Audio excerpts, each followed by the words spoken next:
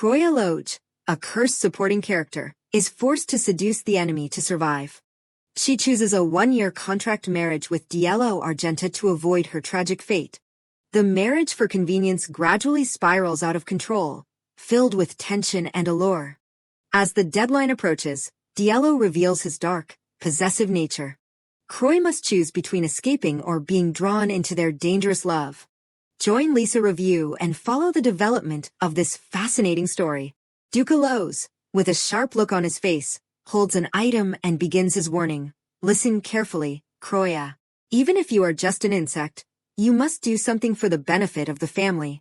A bareback appears with the words Diallo Argenta and droplets of blood. Duke Lowe's issues an order. From now on, you will become Diallo Argenta's fake pharaoh, the head of the fire tribe. Lowe's stands tall, demanding, you must take his first 3 nights and isolate Argenta's position. Croya kneels at his feet. Croya kneels on the floor as Lowe's command emphasizes, and contribute to the prosperity of our Lowe's family, the water family. If you fail, a tragic death awaits you. Understand. Croya's face is full of sorrow, her eyes filled with tears. Tears stream down her cheeks. The large wooden carriage wheels are moving. Her eyes are tightly closed, one hand covering her pained face. The carriage is pulled by a person with 2 white horses. A voice rings out. What? What is it? Croya lightly touches the mirror, gazing at her appearance. She exclaims, this memory, this appearance. This is clearly the story from the novel I read. Through the reflection in the mirror, she suddenly realizes, don't tell me. I have transmigrated into the book, and even as Croya Lowe's, the illegitimate daughter of the villain family. Damn it, out of all people, why did I have to be reborn as Croya Lowe's? A symbol shaped like wings appears. Dark R19 novel, 3 Duke families. The plot revolves around. The central premise of this novel lies in the unique inheritance method of the 3 Duke families. 3 symbols represent the 3 largest forces in the story. A mark appears on the strongest person, designating them as the next head of the family.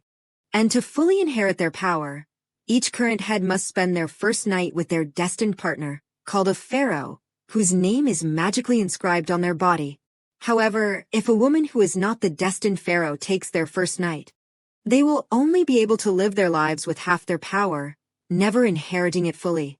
And even if they later bond with their true pharaoh, it will be meaningless. Croya grabs tightly onto her left shoulder, exclaiming, damn it, becoming a pharaoh can't be faked just by carving a name on the body. And more than anything, Croya seems to be sinking into the cold water. She will die at the hands of the Lowe's when the real pharaoh appears. She sits in the carriage, her eyes showing a sharp and determined look. No, I can't die like that. Croya's feet are stepping down from the carriage. She asserts her resistance.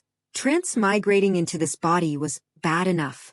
How can I just sit still and wait to die like an idiot? No way. Croya appears magnificent in the morning sun, her face radiating determination. At this point, I have no choice but to follow the original story. I have to survive at Argenta, no matter what. Her eyes look cold and calculating, and there is only one way for me to achieve that. She stands before a magnificent, luxurious castle. Diallo appears with a gentle smile. He softly introduces himself. I am Diallo Argenta, Miss Croya Lowe's. One can only be stunned by his beauty. It seems as if there is light around him, enhancing his beauty. Croya's mouth drops open, and she brings her hands up to cover her face, exclaiming, oh my god, of course, the friendly, innocent male lead. Croya and Diallo sit across from each other in a room of the mansion. Croya takes the initiative to speak. I have something I want to discuss privately with the Duke. Diallo does not hesitate and orders his guards, leave us. With a sharp and serious look, Croya formally calls out, Duke Diallo Argenta. Diallo responds with a meaningful smile, yes, Miss Croya Lowe's. Croya does not beat around the bush but goes straight to the point. Actually, I did not come here to be your bride. Diallo's hands, which are holding the teapot and pouring tea, suddenly stop. Diallo immediately regains his composure and asks directly, you mean you want to cancel the engagement? Croya sits up straight, facing Diallo directly, affirming her purpose. No, I came here as a dealer until your true pharaoh appears. His usually calm eyes now show clear surprise. Kroya, with a sharp look, places a hand on her chest, confidently stating, as your shield and contract fiancé, I will help you become the strongest head of the family. In exchange, I want you to help overthrow the Elos family, who threw me away to be a temporary pharaoh. Diallo is silent, his face becoming more unpredictable. His hands take a hold of the cup and says just now. Diallo raises the teacup and takes a small sip with a thoughtful expression. You said until the real pharaoh appears. He is utterly confused because he personally confirmed the mark. I saw my name inscribed on your back, and now, for some reason, you suddenly claim to be a fake. But what you are saying is that Duke Elos deceived me. Diallo smiles slightly, raising his hand to gently touch his chin. Diallo makes a statement. If that is the case, then we can't sit here and continue talking in peace, can we? She lowers her head, clasping her hands tightly on her lap. She says to herself, I know. That revealed that I am a fake pharaoh, but Argenta will have countless reasons to wage war with Elos. Kroya's long purple hair and graceful back in her ball gown, she continues to explain, I know that. If I really intended to continue deceiving you, then yes, that is how things would be. Kroya's feet rise from the chair, walking confidently. Kroya walks to a large wooden table where many documents and a bottle of medicine are placed. Diallo sits on the sofa, but his eyes are fixed on Kroya, while Kroya's eyes are focused on the bottle of medicine on the table. Kroya stands in front of Diallo, holding up the bottle of medicine. Kroya's hands are opening the bottle cap. His eyes reveal a look of shock, a bottle of healing ointment. Kroya takes the bottle and decisively pours the liquid on her back. Diallo immediately stands up with a shocked expression. You are. Kroya calmly declares, the name Diallo Argenta inscribed on my back. Kroya reaches behind her back to loosen the straps of her ball gown. She stands straight, her eyes looking sideways with determination. Kroya's bare back is revealed. That name was forcibly carved on. Diallo freezes, his face revealing tension. Kroya says with a smirk, doesn't that prove that I am not your real pharaoh? Diallo stands still, his eyes still fixed on the bottle of medicine. His eyes are sharp and cold at this moment. Diallo admits, I know Argenta is unpredictable, but I did not think it would be to this extent. Do you think Argenta would let someone who tries to deceive the family head live? Kroya's bright red dress stands opposite Diallo's firm feet. He does not accept her. No, I would not be allowed to survive, but the blue magic potion bottle is placed on the wooden table. Kroya declares clearly, I am not going to follow Duke Elos' plan. Even if I did, I know better than anyone that neither side would let me survive.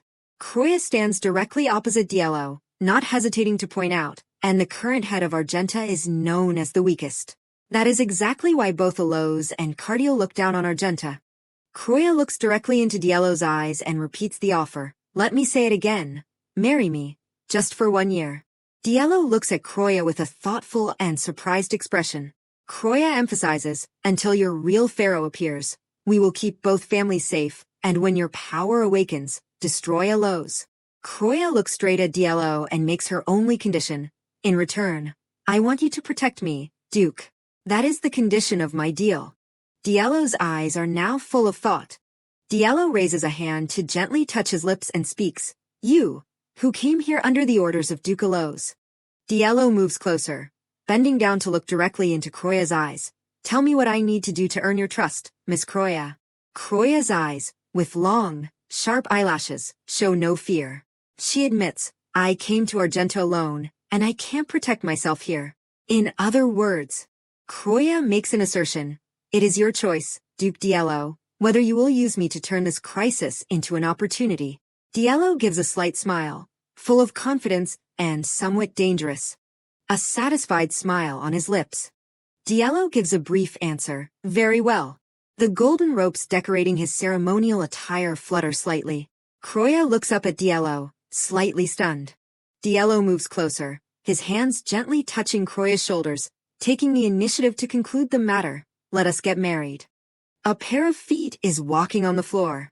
A slender hand gently knocks on the wooden door from inside the room. A voice rings out, come in.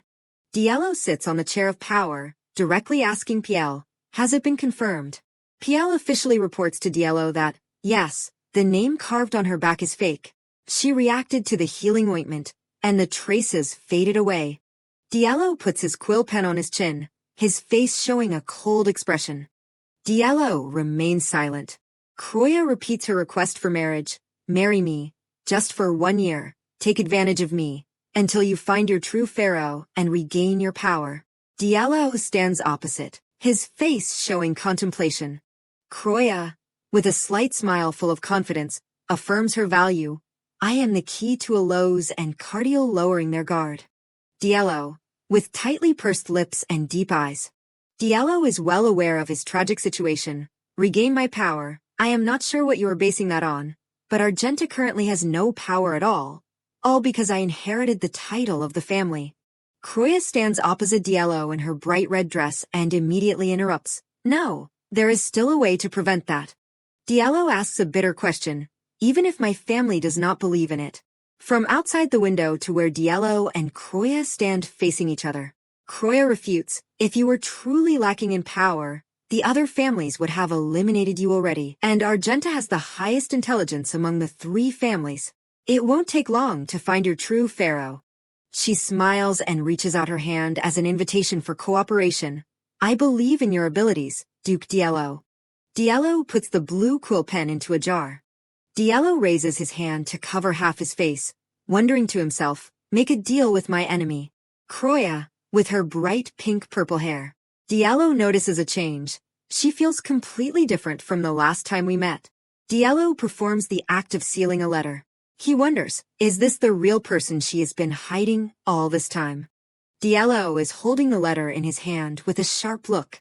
The back of a man in noble attire. The letter begins with a respectful line. To the esteemed Duke Diallo Argenta.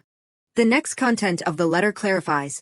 Transfer 50% of the income from Argenta's main mines and agricultural land to the Elos family as a title subsidy for Duchess Croya. The letter makes an additional request. In addition, deploy 100 knights from Elos at Tila Pass, a strategic point between Elos and Argenta, which has recently been attacked by monsters. Diallo, sitting reading the letter at his desk, realizes the boundless ambition of the head of the Elos family. He not only wants Croya's subsidy transferred to Elos, but also wants to create a strategic advantage for himself. Diallo's sharp eyes, with a murderous look. The letter makes a request, finally. Allow Croya to visit the Elos house at least once a month. Having to send away such a precious daughter, I can't stop worrying. Diallo gives a knowing smirk, precious daughter. Diallo's hands hold the quill pen, and write decisively, daughter. What a joke, sending her to the enemy as a sacrifice. Diallo calls his trusted subordinate, and gives clear instructions. From now on, you will personally serve the future Duchess. One more thing. Piel bows respectfully in response. Yes, master. Diallo, with a confident half-smile, holds the letter in his hand and speaks. Give the Elos family everything they ask for. The workers are carrying large beams and working on high scaffolding. Regarding this excessive investment, there is a comment that, building such a construction for the wedding, this is too extravagant. Piel standing behind confirms, she will definitely become the center of attention at the party tonight, Miss Croya. Croya's expression is extremely beautiful and somewhat melancholic. Piel continues to explain, it has been a while since there has been a marriage between the 3 Duke families. Piel, while getting her hair combed, Croya reveals the reason behind it, and above all, everyone will think we fell in love and got married after a romantic affair, right, Piel? Piel's face freezes, as if she is surprised. Piel from behind with her hair being combed shows elegance and confidence. Piel, chief maid of Argenta and also a high-level agent. Piel in a very professional fighting stance holding 2 sharp daggers. Her job is to eliminate all threats to Argenta. The definition of her true role is the path clearer. Piel Chibi appears with a gentle smile, while Croya's face is pale and sweating profusely. I have only read half of the original story, but I know one thing. When Croya Elos is revealed to be a fake, Piel is assigned to take her head. Looking at herself in the mirror, Croya decides, the deal with Diallo must be kept secret. If anyone knows, it must be Piel. I have to check. Piel's hand is meticulously putting on earrings for Croya. She calls, Piel. Piel respectfully replies, yes, Miss Croya Allows. Croya begins a direct question. You were sent here to serve me. By Duke Diel Arzenta, right? Hands placed on Croya's shoulders, her face expressionless. Piel with a deep gaze replies, yes, of course. He sent me to assist you in everything, from tonight's party to after the wedding. Her eyes are calm, reflecting calculation and composure. So Diello did plant her. He must also intend for her to protect me as well. Croya officially puts her trust in the female agent. I understand. In that case, I am counting on you. Piel responds with respect. Likewise, Miss Croya. Piel standing behind with her arms interlocked behind her back. Croya still feels the danger. She is smiling, but I am sure she is still very vigilant. I am not here to deceive anyone, but I am still so worried. Croya's eyes reflect shock and admiration at the scene before her. The scene of the Arzenta mansion lying close to the sea's edge. She whispers in her thoughts, that is, the endless sea, is not it? Piel softly asks, yes, have not you ever seen it before? The emblem of the Arzenta house with the image of a red shield as bright as fire, the endless sea. This area is guarded by the fire family, Arzenta. The gemstone is surrounded by laurel branches and white swirling patterns. The water family, Aloes, protects the endless forest. The emblem of the Cardial house with the image of an entity with many pure white wings spreading wide. The wind family, Cardial, protects the barren desert. A huge magic circle with concentric circles. These protection zones are divided based on an ancient curse. Observing the gaze standing next to Croya, Piel asks a question. Compared to Aloes' endless forest, what do you think? Croya gives a bright smile and exclaims, it is beautiful. Piel makes a statement. I heard that people of the Aloes family do not like water. It does not seem to be true for the young lady. Croya looks out at the sea and replies, why would I hate water when I control it? Croya with big eyes and expression. That is right. She stands looking wistfully at the crystal wine glass and precious wine bottle. The Aloes family has the ability to control water, but Croya in the novel could barely use that ability. Croya's hand is reaching towards the glass of water and the bottle of wine on the table. She says to herself, I will test that with the glass of water. The light yellow water of the wine spurts high from the mouth of the glass, undulating. Croya is startled and panicked. She exclaims, what is it? From the initial splashing water, Croya has controlled the liquid to clump together. The wine from the glass transforms into the shape of a gently undulating whale.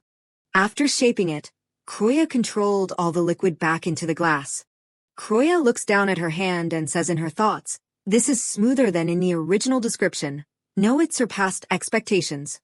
Her hand emits strong white rays of light, exclaiming in amazement, as natural as breathing.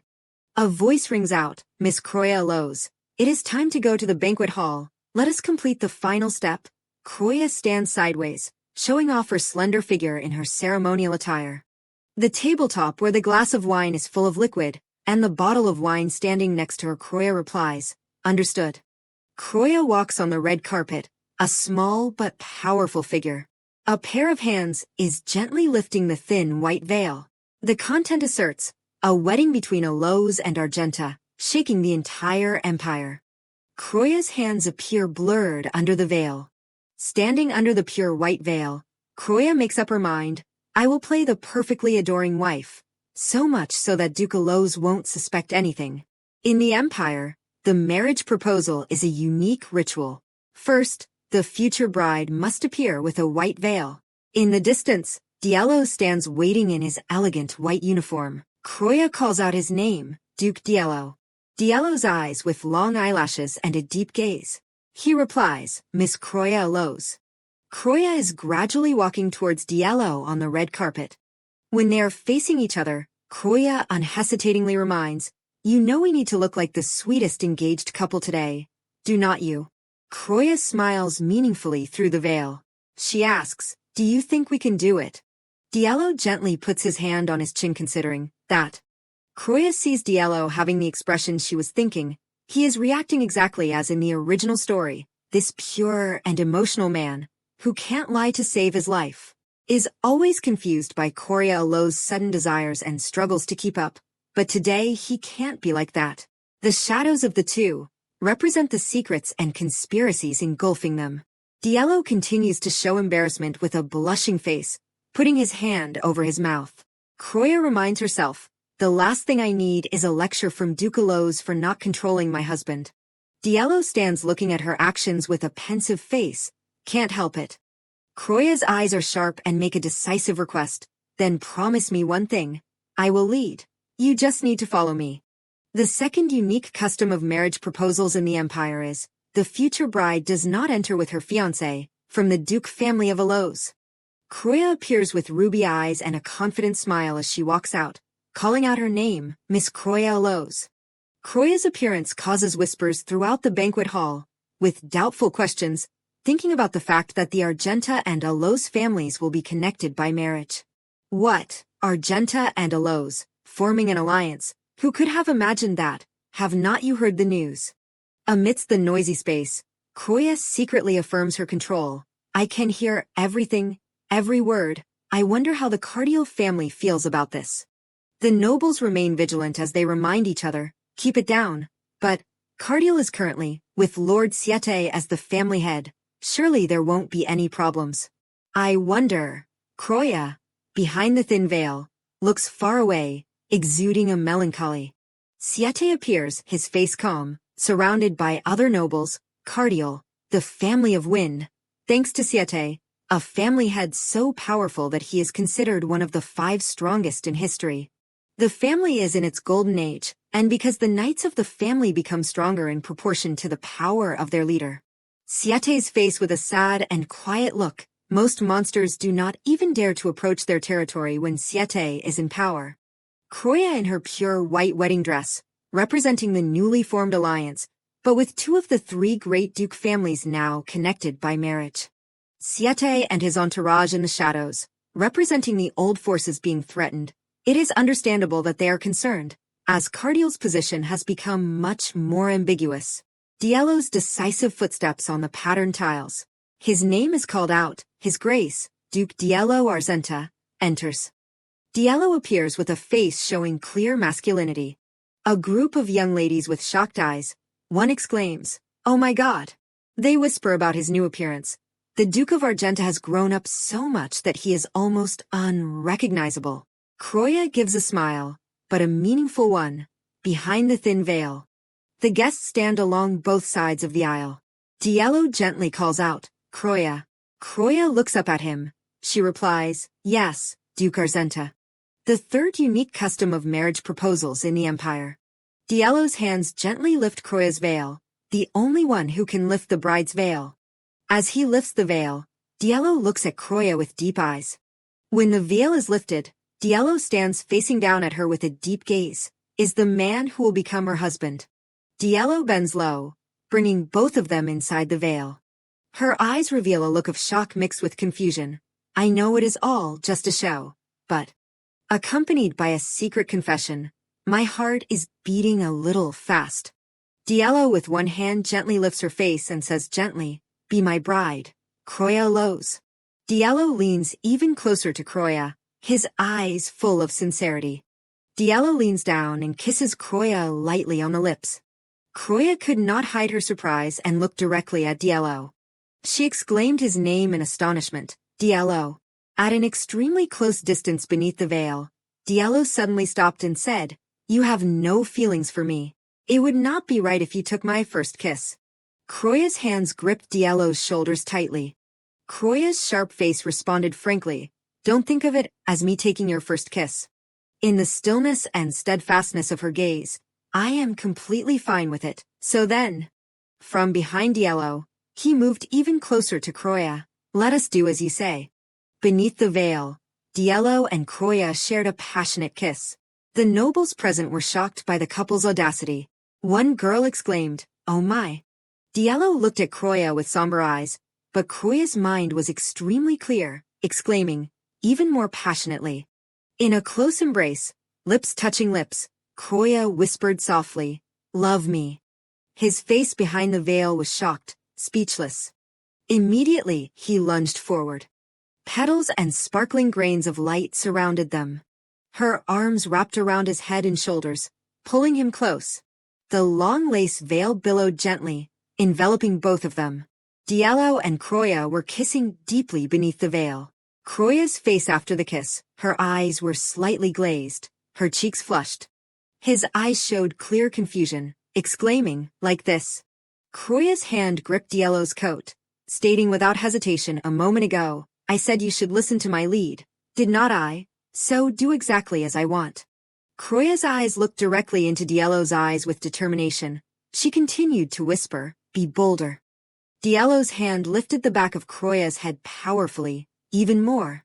He lowered his head deeply, delivering a passionate and powerful kiss. Diallo and Croya were sharing a deep kiss, two ladies watching the ceremony, their eyes full of shock. She exclaimed, oh my. The nobles gathered in groups to discuss, how could two families, who have been sworn enemies for so long, become the most praised couple in society overnight? One lady made a comment about this unexpected situation. It is true that you can't predict anything about people. Indeed, that is true. Diallo at this time looked at Croya with a more gentle and adoring gaze. The people around acknowledged, truly very beautiful, the two of them. Through the large window, Diallo appeared alone under the sunset sky. A voice rang out from outside. Duke Diallo. Diallo called, come in. Cass Silas opened the door and entered the room, reporting the situation. As you predicted, Your Grace, your appearance today has caused a great stir among the upper class. Standing in front of the window in the twilight, Diallo replied, perhaps it is thanks to the young lady's enthusiasm. Miss Croya Lowe's has also attracted attention. Cass Silas smiled gently as he reported, but most of the talk is about you, Your Grace. His eyes showed clear agitation and immersion in his thoughts, because you showed a very different side compared to your usual image, sir. Diallo in his youth, his eyes expressing melancholy, weak, behind him were faces with sharp, judgmental eyes. Of course they would react like that. Diallo concluded, then I think they also viewed our appearance today positively. Cass Silas still maintained a respectful posture, affirming, that is correct, sir. Rumors about the two of you being a sweet couple have already spread. Diallo stood by the large window and continued to speak. Good. The more rumors the better. Fan the flames even higher. Be more careful so that we are not exposed. Cass Silas. Cass Silas bowed respectfully in response. Yes, Your Grace, I will report back to Arzentia. The door to the room was closed. Diallo raised his hand to cover his mouth, showing that he was immersed in recollection. Diallo's hand was stroking his lips. In Diallo's mind, Croya's words echoed again, I am fine with it, so let us go even deeper. Croya looked up at Diallo with a knowing smile. Croya continued to push the limits further, even more than now. Diallo bent his head close to Croya, his face showing clear astonishment and agitation. The sentence, try to love me. Diallo's eyes widened, with a shaken look. Croya's slightly parted lips and the lower part of her face. Diallo's hand was tightening on the veil fabric. Diallo's and Croya's lips touched passionately. Diallo's hand lifted his chin and pressed Croya's face closer. Diallo again raised his hand to touch his chin, softly calling out the name, Croya Lowe's. Diallo stood in a thoughtful pose, one hand raised to gently touch his lips. He said to himself, so it is not just me who is acting. Recalling a Croya with a melancholic and quiet beauty, he drew a conclusion in his thoughts. The Croya Lowe's I have seen until now is just a facade. Her true self is. She gently lifted the veil, giving a confident smile. I will lead. You just need to follow me. His face was stern, but his eyes shone with thoughtfulness. Like this, the fact that Croya Lowe's revealed her true self in front of me. The back of Diallo stood looking out the window. He made an observation. Must mean that she is betting everything on this. Both of us are doing that. From the maids with brooms sweeping, gathering in groups of 5 to exchange information, to the male staff standing and chatting. Different corners of the mansion, from the hallway to the carved wooden staircase area, it is not normal for the servants. Croya was soaking in the bathtub. She wondered, to be so excited just because their master is about to get married, is not it? Piel stood beside the bathtub preparing herbs to serve her. Strangely, everyone seems to be in a good mood. Even while enjoying the care in the bathtub, Kroya thought to herself, it is not like they do not know how unpleasant I can be. Kroya found comfort when she acknowledged, seeing everyone happy for the engagement is not so bad. At this moment, Piel's face smiled gently.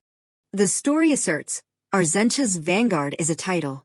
Behind the characters is a large circle with rays of light radiating outwards, for those who have a deep connection with Arzencha, and have never betrayed it.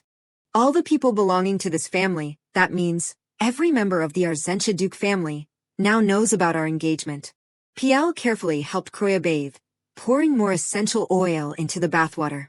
Kroya realized that, it seems like they put a lot of hope after seeing us together, because we look like a super sweet newlywed couple. Piel's hand lifted her hand out of the tub. Exactly, so then. Kroya spoke up calling, Piel, what do you think? Piel's face was highly focused. Kroya secretly analyzed, but I need to know what it looks like to someone who also knows the truth. It is not the nobles we need to fire. Duke Aloj is also a part of that. Piel was kneeling serving beside Kroya in the bathtub. Piel responded, from the perspective of someone who knows the truth, what does our engagement look like? She touched the red glass perfume bottle. It is wonderful. Piel gave an assessment. Even for me, it is generally convincing enough to be real. Kroya's eyes shone with sharpness and determination. It seems like she is not lying, so it is a success. A pair of feet was walking quickly on the floor. An announcement, urgent. Kroya and Piel's faces revealed surprise at this abrupt intrusion. Kroya and Piel's faces revealed shock and worry. The content of the message, Area 3 of the Endless Sea has been breached. Kroya repeated the information with disbelief. The third area of the Endless Sea has been breached. What happened? Piel bowed her head slightly in response. I will investigate it. Knights wearing red cloaks were gathering and moving quickly along the hallway. The maid called loudly, Lady Piel. Piel immediately went straight to the point. What is the situation? Kroya stood in the middle of the hall questioning. She is asking about the situation first. Did she suspect this would happen? The maid directly delivered the news. The defense line at the Endless Sea has collapsed. Piel asked a questioning question. Collapsed completely. The maid immediately replied, not exactly. Kroya crossed her arms in front of her chest with sharp and determined eyes. Even if it is a contract marriage, I will be the lady of this place. There is no reason for me to back down. A creature shaped like an octopus with countless large tentacles full of suction cups surrounding it. 2 units of monsters have attacked Area 3. Monsters shaped like white sharks with sharp teeth. The first attacking unit has a much larger number than normal. Commander Roa, who is stationed on the spot, has focused on stopping the larger force, but the maid continued to explain, they said the second wave of monsters also has an overwhelming number, and the defense line collapsed almost immediately. Piel raised her hand to her chin concentrating and speculating, so the number of monsters far exceeds the troop numbers, yes, according to the knights present. It seems that several different groups of monsters have joined forces, many monster groups.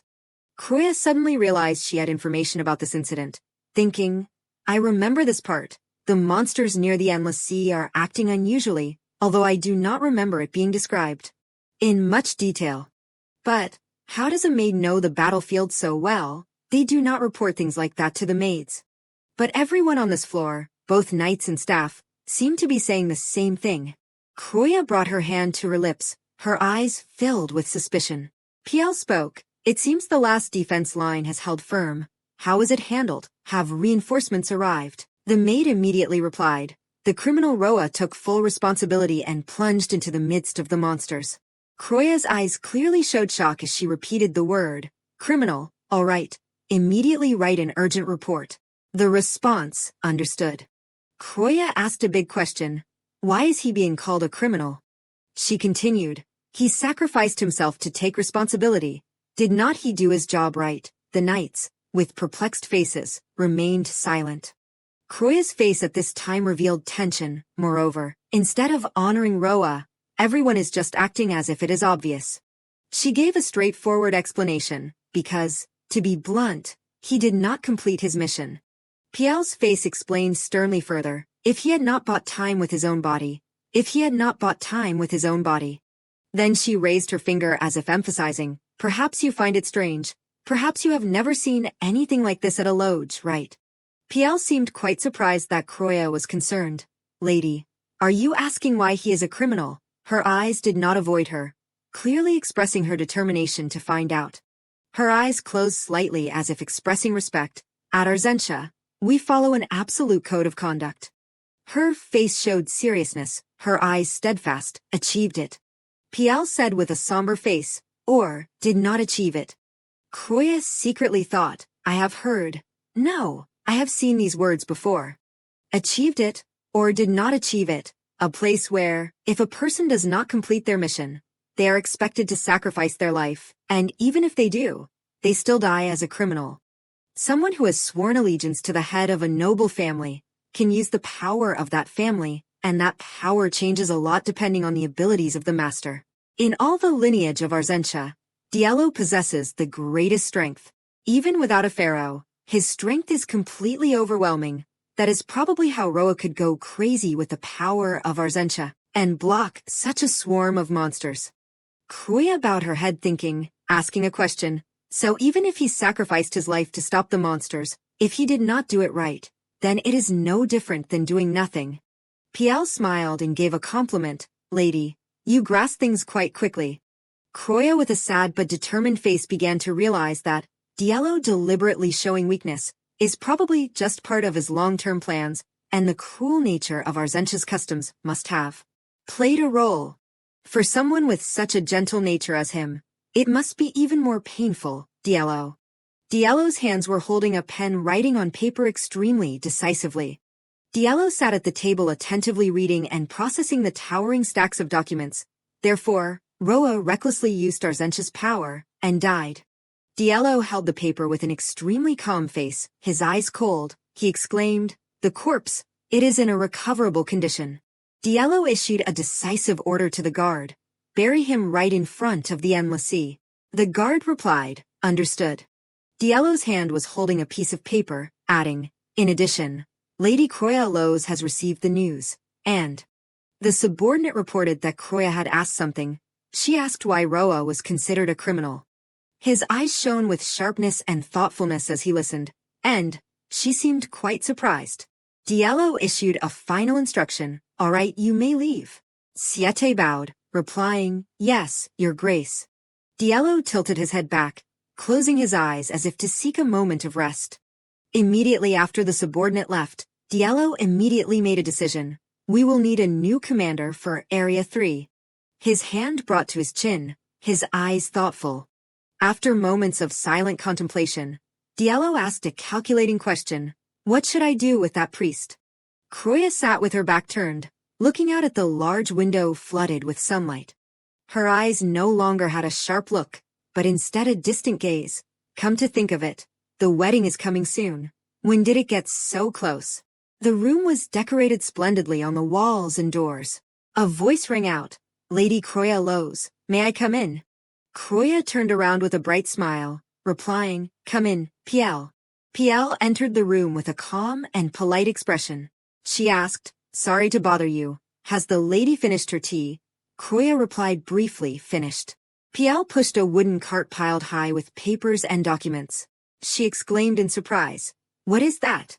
Piel explained that this is documents for the project led by Arzentia. This is the full scope of operations, so it will take quite a while to review everything. Croya repeated Piel's words with disbelief. What? The full scope? Croya tried to stop Piel with cautious words. Wait a minute, Piel. I am just passing through, you know that. Is it really okay for me to write all the internal operations of Arzentia? Anyway, it is not that I want to know. Contrary to her mistress' anxiety, Piel replied decisively, yes, you must know. Now, please allow me to clear the table for a moment. Piel began to lift the stacks of documents and place them on Croya's tea table, speaking, the lady of a noble family is not only responsible for collecting intelligence from social circles. She must also manage the family's public image and internal affairs. Then she explained clearly and firmly, that is why Lady Croya Lowe's, needs to understand all of Arzentia's ongoing projects. Only then can the lady properly fulfill her role as the lady. The thick stacks of documents with densely written lines, All projects. That means even the underground operations as well, so they are telling me that they will entrust me with all the information. Whether it is dirty or not, even the family's darkest secrets. Croya looked at Piel with concerned eyes and asked directly, "Are you sure it is okay to teach me all these things?" Piel replied with an undeniable affirmation, "That is the will of your master." Croya asked again in astonishment, "You mean, this is Dielo's will?" Croya leaned back in her armchair, raising her hands to her head with a darkened face thinking, Dielo, he has not forgotten that I am a fake pharaoh, has he? He knows I have to back off when the real one appears, this guy, he is too kind, really too kind. She turned to look at Piel with hopeful eyes and asked, Piel, you do not object to this, do you? Piel replied with a radiant smile, of course, I completely agree. Piel immediately started working. All right then, let us start with the Southern Subdivision projects. Croya only managed to exclaim in despair, Piel, wait. This feels like fraud, like I am carrying out a large-scale scam. The atmosphere around was very lively due to the crowd. Conversations, exclamations rang out. I heard the building was built just for the wedding. I am really looking forward to the magnificence of this wedding. That is right, it is truly a historical moment. At this time, in the middle of the luxurious room, servants were meticulously adjusting Dielo's attire. He slowly put on his gloves, his face cold and expressionless. Duke Elos then slowly approached Duke Dielo.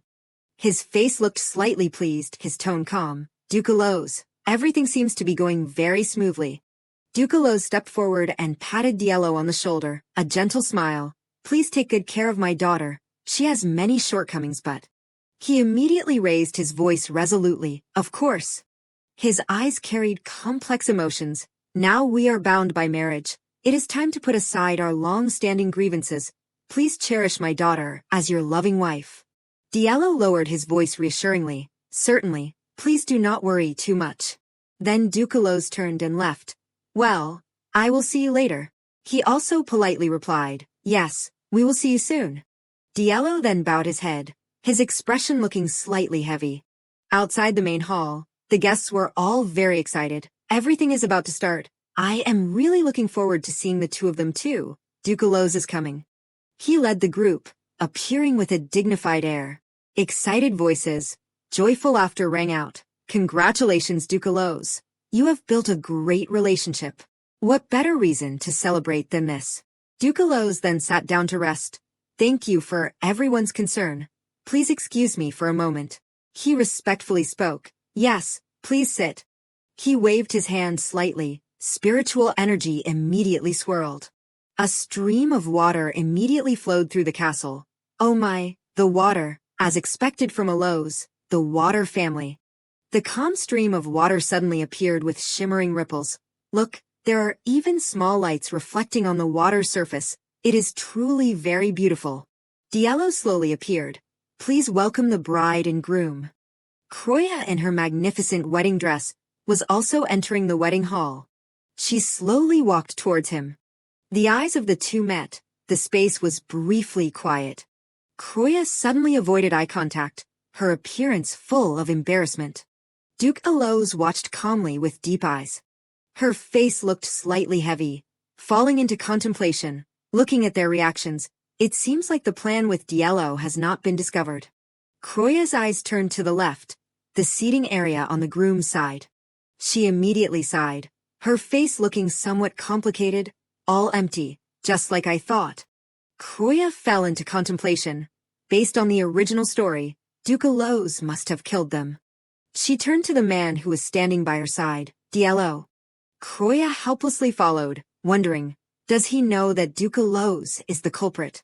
She turned with helpless eyes, heavy, however you look at it, he does not seem to know. If he really knew, he would not marry the daughter of the enemy who killed his parents. Croya secretly decided. Her eyes became strong. Poor man, I will help him eliminate Duke Elos even with just this little strength. The priest spoke in a gentle voice, carrying dignity. We will now proceed with the wedding of Duke Dielo Argenta and Lady Croya Elos. The corners of their lips slowly blossomed into a smile, their appearance hesitant. Here, the two will promise to be forever connected as one. Now, May the wedded couple exchange their vow kiss. The water formed an arch that looked very romantic. Diallo suddenly knelt down, that is. His eyes carried respect. Croya fell into contemplation. The seal of the Argenta family has been hidden until now. More precisely, it prevents the abilities of the family head from developing. If the true pharaoh purifies that seal, the power of the family head will burst forth. But if someone who is not a pharaoh takes it, the abilities of that head will no longer increase. Diallo and I must protect it. Diallo's hand gently lifted Croya's face as if cherishing a priceless treasure. My beloved bride. A deep and passionate kiss was given. His deep voice rang out beside her ear, carrying an irresistible charm. We should look a little sweeter, should not we? The corners of her mouth slightly tilted up, her voice soft and enchanting, of course. Diallo took another step, the distance between them almost disappeared. Then, this time, I will lead you. The witnessing guests could not hide their embarrassment, admiration. He suddenly looked at Croya with sincere eyes, carrying reverence. Thank you, Croya, for marrying me. As soon as Diallo picked Croya up high, the atmosphere was about to explode. Oh my God. Her eyes carried a complicated expression, a happy smile. Diallo, today, is truly a great success. The luxurious carriage was quickly brought over. He put his arm around Croya, his tone indifferent. We will depart right now. Duke Aloz smiled congratulating. I hope the two of you will enjoy your honeymoon. The two quickly moved into the car. Diallo waved his hand slightly and ordered, let us go. He replied respectfully, yes. His eyes carried complex emotions, a deep voice. We should go too. He gently took her hand and opened his mouth naturally. It seems the wedding was held very smoothly. Croya smiled politely, wasn't it? It was completely successful. Her eyes carried a hint of meaning, her tone teasing. Now we just need to keep Diallo's purity intact. Diallo immediately became shy, avoiding eye contact. I am so sorry.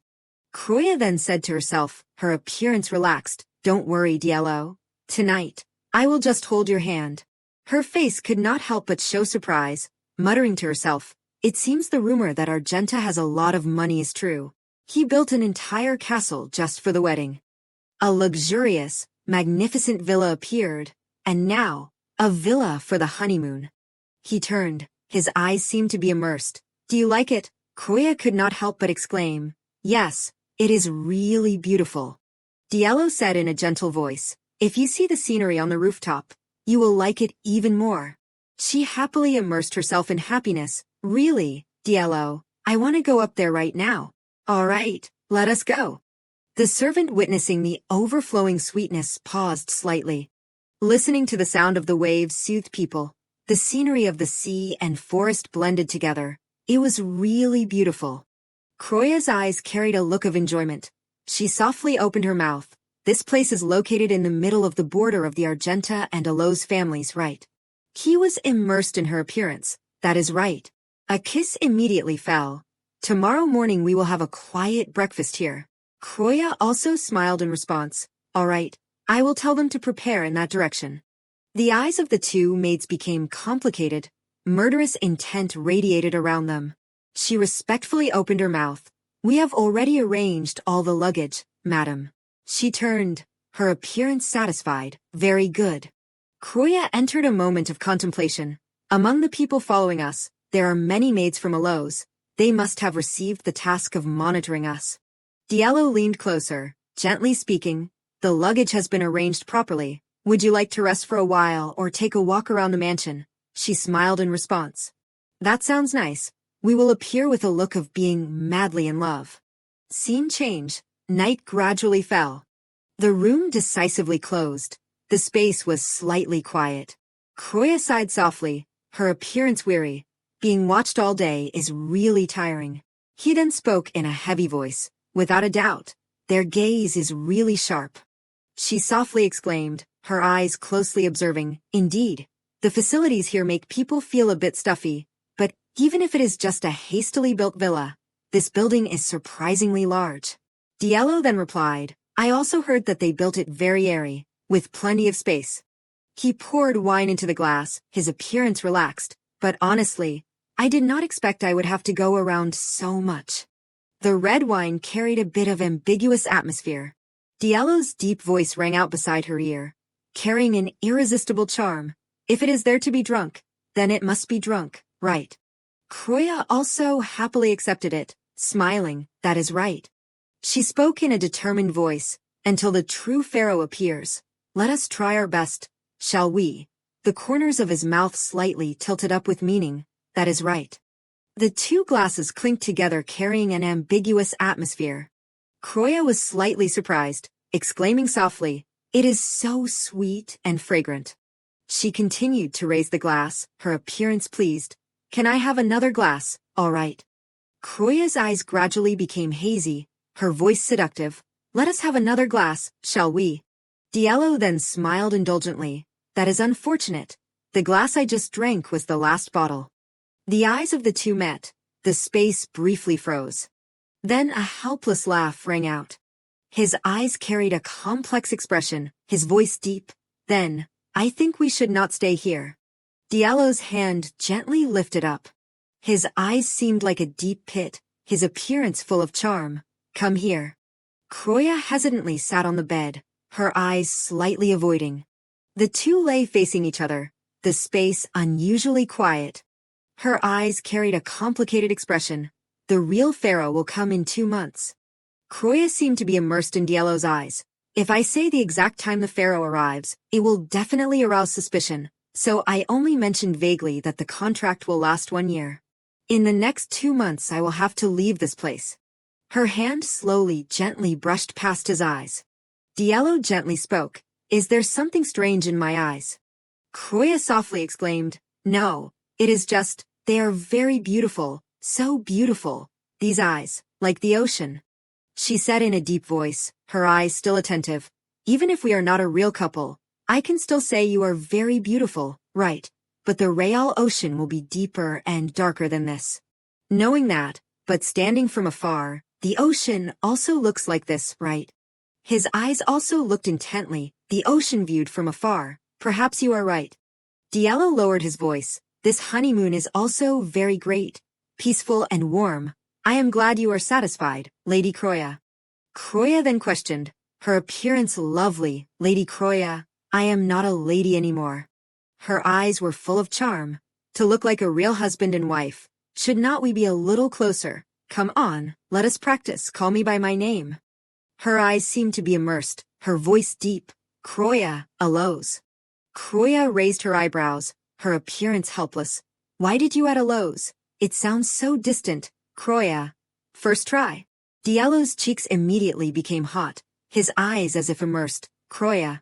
She then laughed excitedly, her appearance satisfied. Great. You passed the test. Kroya spoke in a heavy voice, her face full of seriousness. As promised, I won't do anything to take away your purity, but to deceive those who are monitoring us. We must spend evenings together like tonight. Everything will have to be like this. She suddenly hesitated, her eyes slightly doubtful. But I have something I want to ask. Diallo lowered his voice. What is it? Kroya slowly moved closer, her breath close to his ear, whispering something very softly. He then sat up, his tone hesitant. Are you sure you do not, Kroya? Her eyes becoming resolute. Sure, I have to do that. Kroya's voice became heavy. People still say there is a saying about the Argenta family. She spoke in a determined voice. Either do it, or do not do it. Kroya's hand gently touched his skin. If you really do it, then do it well. Diallo then lowered his center of gravity. His back blocked her. In the large campus. Piel smiled, pouring tea for Kroya. She smiled, explaining, this is laurel tea. It can help you lose weight. Hearing this, Kroya raised her head and smiled. Thank you. Bring Diallo a cup. He is working in the office.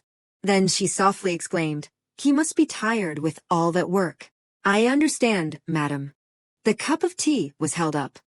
Kroya thought, at least those annoying followers of Aloes will be out today. I can finally relax a bit. Then tried to cheer herself up, just a little bit more, try to hold on. She seemed to have discovered something, so she gently glanced behind her. Hearing a strange noise, Kroya thought to herself, a child's cry. A crying boy appeared running towards her. While still moving forward, he suddenly stopped, only to see PL blocking his path and saying sternly, "She is not someone you can approach so carelessly. Who are you?" He burst into tears and begged Croya, "Please help me." PL gently turned her head to ask, "Madam, what should we do?" She was silent for a moment, then gently raised her hand, "Come here." Then gently asked, "Little boy, why are you crying?" He burst into tears and replied, "Mother, I can't find my mother." Croya gently wiped away his tears and continued to ask, "Your mother," he replied, "she came here with me, but..." Hearing this, she looked at PL wondering, "Did any of the servants bring a child here?" PL replied, "No, madam, no one in the Argenta house did that." Before she could react, he rushed forward and hugged her tightly. "Mother." Croya gently comforted, "Don't cry, little boy." Then she looked up at PL and spoke her intention, "I know you are scared, but this is not okay at all. I will go with the boy to find his mother." Hearing this, she hesitated, replying, "But what about the madam's safety then?" Croya's face gently smiled, "It is okay. I trust both Aloes and Argenta." In her mind she thought, "Of course now, because neither side has a reason to harm me." Ignoring PL's slightly worried face, she still held the boy's hand, intending to leave, but, to prevent everyone from worrying, "Do not tell anyone about this." Then Croya turned back, smiling, looking at her, "PL, I trust you." Seeing this, PL's face suddenly became stunned with surprise. Croya replied, "Moreover, what can a child do?" Finally she compromised and agreed, "Yes, but as a precaution, I will assign someone." Seeing him cry louder, Croya waved her hand, preparing to leave. "It seems like the child is not familiar with strangers. I have to go quickly." The two gently went outside. Croya suddenly spoke up, "Are you a bit calmer now?" Only to see him silently pointing his finger in one direction. She asked confusedly, "Have you found your mother?" He was still silently looking at her. She silently continued to speculate about him. "I think something has happened. The boy did not even need to try to get through the strict security, and the way he clings to me is also really suspicious. So what exactly is going on? I think it is not impossible that this child came to harm me. I am not worried at all." Croya turned her head back to continue walking because she thought PL must be following behind. She seemed to have discovered something and suddenly stopped, only to see him raise his hand and gently call, "Lady Croya Aloes." Croya was startled and thought to herself, "So he is the supervisor of the Aloes house." He gently asked, "Did you spend the evening with Duke Argenta last night?" She gently replied, "Surely it must be like that." He raised his hand, requesting, "Then let me see the proof." Croya asked confusedly, "Proof? How can I prove it?" He raised his head, looking straight at her, replying, "Anything that proves last night you and Duke Argenta were together." She compromised and gently undid her top button, "All right," thinking to herself, "Just right, yesterday I asked Argenta." Suddenly, she remembered the image of the two of them last night. The button opened, revealing the hickey on her neck. New images flashed through Croya's head, making her blush and think to herself, "Why are those images appearing in me? Now is not the right time to think about them. First, calm down and solve them." She opened her collar a little wider and asked, "Is this enough?" He nodded, agreeing, "Enough. I can confirm it without a doubt." Suddenly someone called from afar, "Hey!" Seeing who it was, he exclaimed, "Mother, there you are." Then he turned back, smiling, "I have found my mother." After saying that, he rushed to hug the person in front, "Mother." Seeing this scene, she absent-mindedly thought, and just in time, his mother appeared. Then Croya gently turned her body around. "I guessed that they came to check. But I did not expect them to check this way. I did not think there would be a scene in the original story where Aloes confirmed about the wedding night. No, in the original story, the most noteworthy thing was when Croya decided to deceive Argenta, but the truth was, she spent the whole night with him. Thinking of this, she gently placed her hand on her chest. That image appeared again in Croya's mind. At that time, she lay down looking at him. Croya gently asked, "Diello, these hickeys, can they be erased?" Diello silently looked towards her. Then he touched Croya's skin and replied, "These marks will definitely still be here." Croya confusedly thought to herself, "I do not know why these images are appearing in my mind right now. But she blushed thinking back. Not being able to stand it, she covered her face. Why is he so good to me? Croya returned to her manner. At the same time, Diallo stood from afar looking down. His eyes only focused on her. Diallo still silently observed. He suddenly remembered what she said from last night. I need to prepare for the unexpected situations that might occur. So, I have something I want to ask. Diallo gently placed his hand on the glass and thought, how could she predict that some people would be sent from Aloes? Is it because she knows exactly how careful Duke Aloes can be? Or is it because she has always been on the same side as Aloes? The defense barriers of Argenta are very solid. On the outside are high and sturdy walls. And on the inside are shields of protection and strong support. Croya Aloes, because I can't fully trust you yet. I will bring you inside the protection of the Argenta family.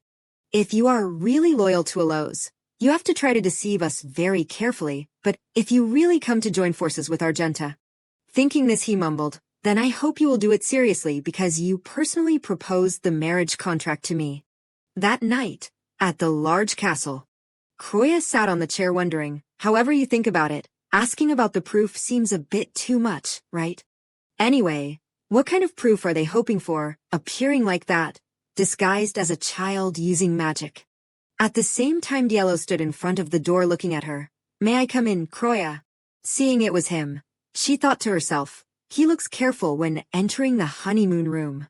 Then Croya replied, of course. Diallo sat on the bed gently apologizing. I am sorry. I could not come back to your side early today. And I am also sorry for going straight to the main tower because of urgent work. Hearing this, she replied, it is okay. Urgent work. Aloes would not suspect things like that. Croya continued, even so, someone who knows nothing about Argenta like me would look strange entering the main tower. Then she smiled optimistically, especially when I keep looking towards it. Croya gently explained, like a bride full of longing, I was anxiously waiting for his appearance, full of worries not knowing if he would come. He then looked at me like a sad bride. Diallo hearing this wondered, so I did not come down, that makes me a bad husband. She smiled replying, but surely Duke Aloes would not feel that our marriage is solid.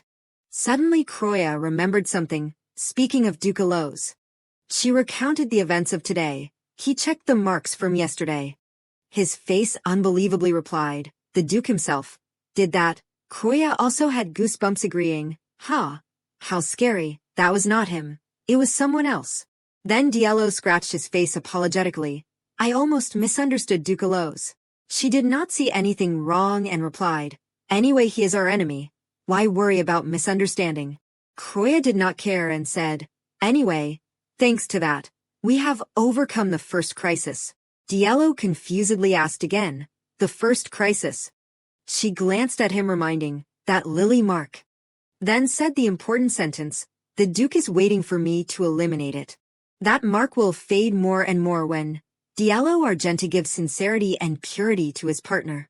Right now, it is completely obvious that symbol will never be erased again, until the real pharaoh appears. Thinking this, he gently placed his hand on his chest. That seems reasonable. Croya smiled reassuringly, don't worry, until the real pharaoh appears, I will still be me as I am now. She said gently, but there is one thing I need to clarify. Diallo curiously asked, what is it? Croya replied, who in the Argenta family knows our secret? I know for sure that PL knows it. Hearing her say this, he confusedly looked towards Croya. She gently explained, I am not stupid enough not to realize that, if Diallo works with someone who is not smart, this will bring trouble, right? Diallo agreed, right, PL knows that. She replied, then tell me, who in the Argenta house can be completely trusted? Diallo smiled reassuring her, don't worry about that, Croya, anyone on the 4th floor of the Argenta house is trustworthy, you do not need to worry too much. Croya asked uncertainly, are you saying that all the people on the 4th floor are from the Argenta house, right? Diallo smiled innocently replying, there is really no need to worry about that. Seeing his expression, she thought, is it really okay with this innocence? He gently raised his hand. A stream of energy condensed on his hand. Diallo looked at the fire on his hand, gently replying, especially, those on this floor all have special abilities. You can trust them completely like real Argentas. Then he frowned, tightening the fire. Real Argentas will know for sure what stupid betrayal will be like. Croya laughed, looking at him. DLO, everyone knows betrayal is stupid. In his mind he thought, but they also know that, when betrayal is successful, it will become justice. Then he said to her, I realize your worries, Croya. Then he gently raised his finger, pointing upwards. But once you understand more about the Argenta family, you will have a different view. Good night, Croya. The next morning at the castle, the next day. Croya asked curiously, What is this, PL? She, hearing this, replied, A contract for the servants to leave to serve another family. When a former Argenta leaves here, they must ensure that they cannot reveal the family's secrets. Madam, please get the signatures of the servants who are about to leave. Croya thoughtfully thought, a contract signed by the name of the head of the family must be very important. Even though I have married DLO, is it okay to show such a contract? A relationship only bound by marriage. PL gently asked her, Everyone is waiting to sign. Can I let them in, madam? She held the paper, replying, They are already waiting, then bring. While reading the letter in her hand, Croya suddenly spoke. Wait, PL. The contents of the letter clearly stated, from the moment Mirta signs this contract, he has renounced the name Argenta and will never call it again, should he try not. The fire of the leading family will burn him and everything around him. DLO Argenta. Seeing this, she worriedly thought, the fire of the leading family. Croya confusedly asked the person opposite her, PL, is this type of contract common? PL bowed her head, replying, Not common, but not entirely unheard of. I have not seen anyone break the contract. Croya stood up, asking, Is this an Argenta house tradition? She replied, That is right. Her face sadly thought, DLO is so gentle and kind. Could he really burn someone? It feels strange. Finally she replied, Understood. Then, let us go. Yes, PL nodded. Madam. The door was opened. PL gently led her forward. Then she turned back, pointing, This way. The guard beside gently grasped the door. The door opened, revealing the person inside. He gently introduced, Good morning, madam. It is an honor for me to meet you. My name is Mirta. Seeing this, Croya thought, This is the servant I am signing the contract with, Mirta. Seeing the thing under the table, she pondered, That is a quill and dagger.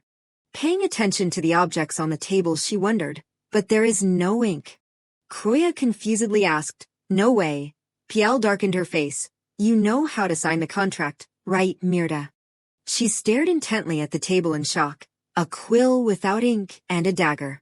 Croya worriedly thought, Could the way to use it that PL mentioned be?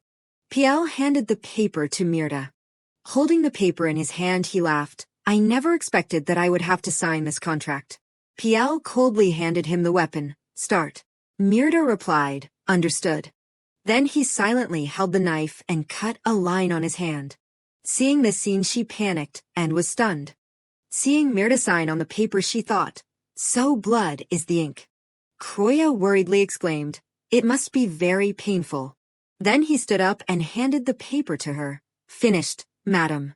Croya replied, Very good. Suddenly a voice rang out, Mirta. The person speaking continued, Although I believe this will never happen. It turned out it was PL. She lightly held up the paper figure. If you break the oath. Then gently threatened, You will return to this place. She said sternly, Mirta, remember your oath. He nodded, promising, I will always remember it. Then Mirta bowed. Thank you for your presence, madam. It is an honor to meet you, even if only for a short time. Croya suddenly asked, But why are you leaving Argenta? He gently explained, My parents are there. They want to spend their last moments together. She nodded. I understand. Then Croya softly smiled, wishing, Then I hope there will only be good news from there. Mirta, goodbye. He bowed. Thank you, madam. PL turned her head, saying, I will be back after going out to the carriage, madam. Croya smiled, gently reminding, See him off properly. The door was closed. Croya suddenly became silent. She thought to herself, Clearly there is an internal problem in Argenta. It feels like an outsider like me should not interfere. Does Diallo really think that Argentas won't betray just because of this contract? But She suddenly remembered earlier when PL explained, actually before, Mirda served the Duke. Hearing this, Croya lowered her head thinking, if he served Diallo, he must have some attachment, right? It probably was also very difficult for Diallo to order him to write this contract. At the same time in the office a notification rang out outside. Duke, I brought Mirda's contract for you. He replied, come in. Croya smiled and carried the file in. I brought this magic contract here. Seeing who the person in front was, Diallo softly called, Croya. She explained, are you surprised that I came? Hearing this he laughed. A little. You accepted it early. Then gently opened the drawer, accompanying the sentence, thank you, Croya.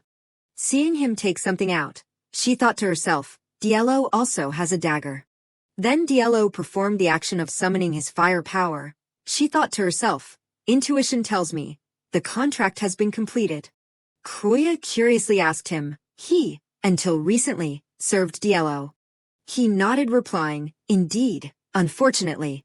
She softly spoke, Diallo, I am very worried about the traitor yesterday, but you also said that there are no traitors at all. Her eyes looked at him full of worry. Betrayal is not easy. You have to be sure that everything will succeed. Croya gently explained, and because Mirda once served Diallo, there won't be any problems happening. Diallo smiled, hopefully. Then gently raised his hand, placing it on her hand.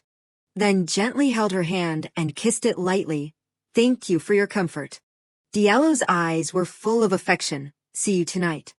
She froze thinking to herself, it really feels like a honeymoon. Finally Croya said goodbye. Well, be careful, Diallo. After she left, he suddenly silently looked at the empty space. His eyes looked at the paper on the table. Then Diallo softly called, Rick. Rick ran in smiling. Should we chase after them? He asked, yes, Mirda. No. Before he could finish speaking, Diallo commanded, follow the people of Cardiel. He gently spoke about his purpose. They will be wary of Argenta during that time, then, report to Cardiel. As soon as possible, I will handle it myself. Rick smiled replying, I understand. Then Diallo pondered, since I sent Rick, Mirda will be completely under Argenta's supervision. Any action will be closely monitored. Thinking this he softly mumbled, one thing is for sure that it will succeed. The corners of Diallo's mouth slightly smiled. That is right, Croya. A person cannot betray if there is no certainty. Speaking to this point Diallo suddenly stopped, but then he gently glanced towards the side. The problem is they have placed their confidence in the wrong place. I assume that this fake marriage with the pharaoh is not stable at all. This is official to eliminate those internal spies. Argenta's criteria is not to forgive traitors. Suddenly a person ran in. A voice rang out, Your Grace, urgent report. Diallo replied, Come in. A soldier hastily reported, there is an abnormal phenomenon in the fourth area of the Endless Sea. Hearing this Diallo mumbled, the fourth area. He replied, yes, the commander of that area is requesting your presence. Seeing him report that, in Diallo's head suddenly appeared the person that he knew well, Uncle. He was suddenly stunned and ordered, take me there immediately. Croya heard the news, turned her head gently asking, Diallo left with the letter because there was a sudden mission. PL nodded, yes, they said there was a problem in area for this time. She asked again, you mean the Endless Sea? Is it due to the widespread surprise attack before? Croya thought to herself, Diallo on the outside looks weak, but he is definitely a good leader. Thinking to this point she suddenly worried, but why do I have a feeling of unease? Croya was holding a pen writing a letter on a piece of paper. She asked, but PL, did Diallo really leave without a word? Then she thought, this is quite unexpected. When she was concentrating on writing, unexpectedly, someone placed another letter on the table and slammed it down saying, yes, I heard that he brushed everything aside without hesitation. Croya hearing this calmly replied, oh, is that so? She raised the letter in that person's hand saying, he will return safely, I believe that. This is the last document that needs to be signed. Then, Croya looked at the letter beside her thinking, and me here, hoping for a bit of peace and quiet. So it is not a letter but a supplementary document for the shadow recipient. She asked, shadow recipient? What is that, PL? PL replied, this mysterious character is the person who specializes in providing food for the families of those who have fallen while serving Argenta. The recipients this quarter are the families of Roa, Sinner. The Duke requires these people to receive special treatment. After hearing this, Kroya felt like she understood the story somewhat. She pondered in her head, he is the knight who sacrificed himself in Area 4 of the Endless Sea in the previous battle. I thought the Duke was too cruel to him. But it seems that is not the whole story. Then, Kroya asked PL again, that seems like DLO. Ah, so what exactly is the job of the Shadow support families? PL explained again, the families that receive support from the Shadow not only receive citizenship on the mainland and buildings belonging to Argenta, but they are also sponsored throughout their lives so they will live in prosperity. That is why those under the management of the Argenta family always possess a high loyalty to the family. Indeed, these are generous benefits. After listening, Kroya smiled faintly. She asked again, it certainly has benefits when becoming an Argenta. So what are the conditions to become an Argenta? Hearing this, PL immediately raised her hand that was blazing with fire in front of her. Behind her also appeared constellations outside the universe and different spaces. She said, this manifestation of power. However, I heard that the servants of the other families also have abilities that match their characteristics. Then she asked PL back, that case is of Elos, right? Kroya replied, that is right. In the Elos family, most people working in it can handle water, but the circumstances are a bit different. With those who do not have abilities, it is not that they are not allowed to work in the plantation. And I have never heard of a magic contract like the one Mirta signed today. An image flashed in Kroya's head of a woman hugging a coffin in loss. She continued, or things like the Shadow subsidy. That woman cried a lot. Tears spread across her cheeks like a small stream flowing from the corners of her eyes. Kroya further explained, the Shadow system is considered a special tradition of the Argenta family. PL replied, that is why it is different from the other families here. When the two were discussing, suddenly there was a knock that interrupted their conversation. Kroya said, what is it? Come in. While PL thought, someone in the Argenta house has something to do with me. A knight hastily walked in saying, sorry to disturb you, madam. Area 4 needs more reinforcements from you. Hearing this, Kroya felt confused and asked back, what? But Diallo has already arrived there, and they still need reinforcements. He replied, yes, this request is directly from the Duke. Coming to this point, Kroya started to think about that. The strange feeling now has been experienced. This is an accident that Diallo's only uncle, Radia's Argenta, lost after going crazy, an event that marked the crisis between Diallo and Argenta. This is an accident that occurred after Kroya married Diallo Argenta, and before the true pharaoh came to this villa. It seemed that Kroya had understood a part. She asked, how many reinforcements are needed? The knight continued, he said that the battle lasted longer than expected, and he needed enough forces to regain control of that area. PL hearing this breathed a sigh of relief. At least that is not worrying. But Kroya thought differently. She felt extremely uneasy. No, they do not know that the situation is gradually becoming serious. Her hands tightened together. The only reason a former commander like Radius has to leave, even with Diallo's support, is because in the entire history of Argenta, it is not that they have never predicted the appearance of a monster capable of using water energy. That is why Radius had to burn all his spiritual power and become crazy.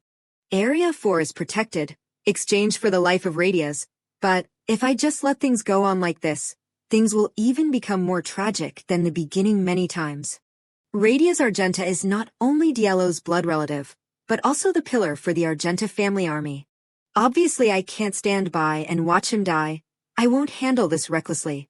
This is also for my safety in the future. And in terms of scale, let us make it as big as possible. Send more reinforcements immediately. Kroya immediately ordered. But in her head there was a struggle of thoughts. Kroya thought again, ah, that is right. I am the only one who knows about the monster first. I must also participate by quickly saying it out. After thinking through, she smiled and said, and as for the scope of deployment, I think it is better to let the soldiers decide instead of me. Hearing this, the two immediately bowed, saying, we understand. But Kroya added, however, Gather all the escort team for me too. Hearing this, the two looked surprised, asking back, what did the madam say? Without hesitation, Kroya said, that area is near water and I am in a Lowe's. Her teacup was still full at this time. It seemed she still had not taken even a sip due to the nature of her work. But strangely, the tea in the cup was like a ripple that protruded from the mouth of the cup. The water in the vase on the table was also the same. In an instant, the two waters blended together. So it was Kroya's controllability. The night continued. If they need to strengthen the power, even when Diallo is there. While Piel widened her eyes in surprise and looked over the ripples created by Kroya. Kroya continued. The situation there may be more serious than we thought. Because the area is near water. Shouldn't an Elos, who can control water, go? The two, after listening, immediately bowed their heads. I will report back immediately after the meeting, madam. Yes. For the Argenta family, for Diallo, at the window, where it continues the beautiful sunlight. Kroya's fair hand was also raised, as if receiving that warm sunlight. Then she quietly by the window thought, and for her own future too, I must prevent this tragedy. On the other side, Diallo was breathing heavily. Currently this is a battle between him and Watery with huge waves no different from tsunamis. Now, looking back at the waves created by Watery, along with the sea monsters, he thought, I hate the sea. From afar looking back, the sparkling ocean seems endlessly beautiful. But the monsters there are always eyeing the mainland. And with each sacrifice of the Argenta family has done as promised. To protect this land from that threat. I can shout out how much I hate the ocean. Thinking back to when he was young, Diallo was sitting crying alone in a room. The surroundings were extremely dark, thus showing how lonely his memory was. At this time, Radia's, Diallo's uncle, was standing outside the door of the room. He approached calling, Sir Diallo. In the corner of the bed, Diallo replied in a choked voice, Uncle. That voice seemed very scared. I hate the ocean, because the creatures that appeared from that place, everyone Radius approached his nephew comforting. Wipe your tears. Many people are looking forward to Diallo's collapse. You have to be strong. Then he reassured, now, you must get used to sacrifice, and not easily trust anyone. He put his hand on Diallo's shoulder reminding, don't look at the Argenta family as an individual, but as a collective. To survive, you must be stronger. Hearing this, Diallo's tears flowed profusely, crying in a choked voice, Uncle.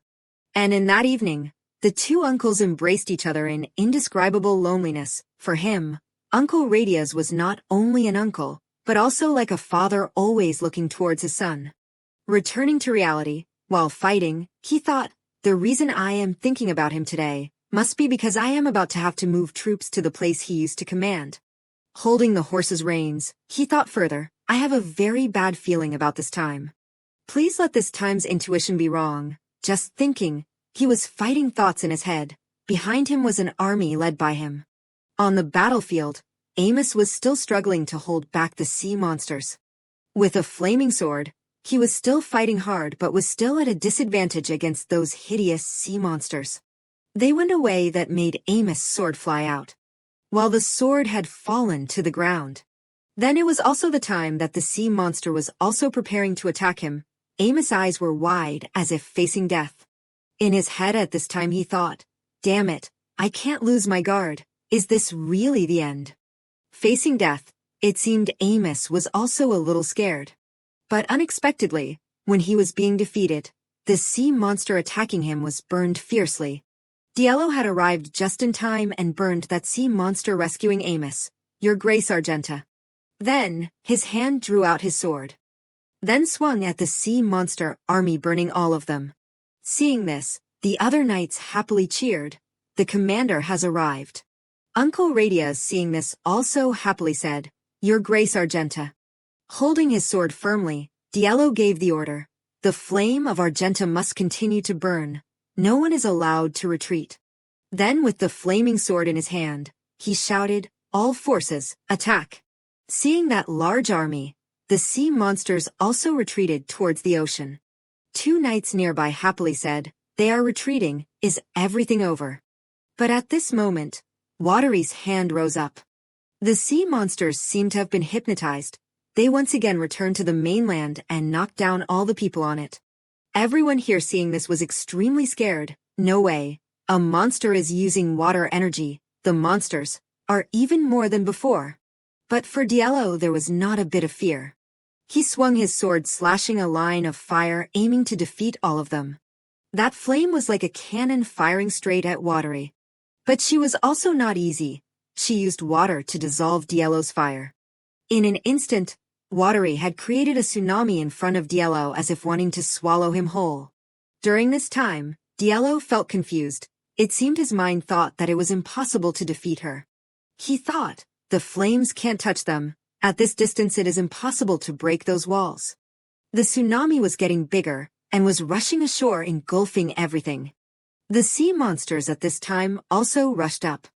As if accepting fate, Diallo's eyes became steadfast, so the reports from the desert, where it is ruled by Cardiel, who uses wind energy, about the monsters using fire energy were true. They said that the Cardiel commander, after growing strongly with the pharaoh, had to fight the creatures immediately. Those who have never grown to that point. All I can do is hold them back. Besides, although I called for assistance from the manor, I could not see these monsters as a variable, so they could not help much.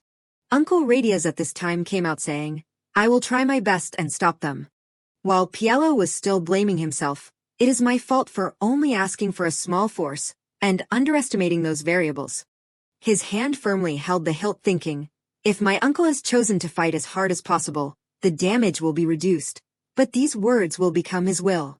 Radius bowed his head, continuing, Your Grace Argenta, please give the order to attack. Diallo replied, fight as hard as possible. Unexpectedly, a voice rang out from behind him, Hello. It turned out that it was Croya. She was calling loudly while riding a horse. Hearing her voice, Diallo and Radius were stunned. An army of reinforcements was running towards them with extremely fast speed. Diallo at this time still could not believe his eyes, softly calling, Croya Lows. But Watery seemed not to spare anyone and raised her hand, controlling the tsunami, aiming to engulf them. Seeing the wave coming towards her, in an instant, Croya had stopped the tsunami. Looking from afar, it showed Croya was extremely small before the tsunami.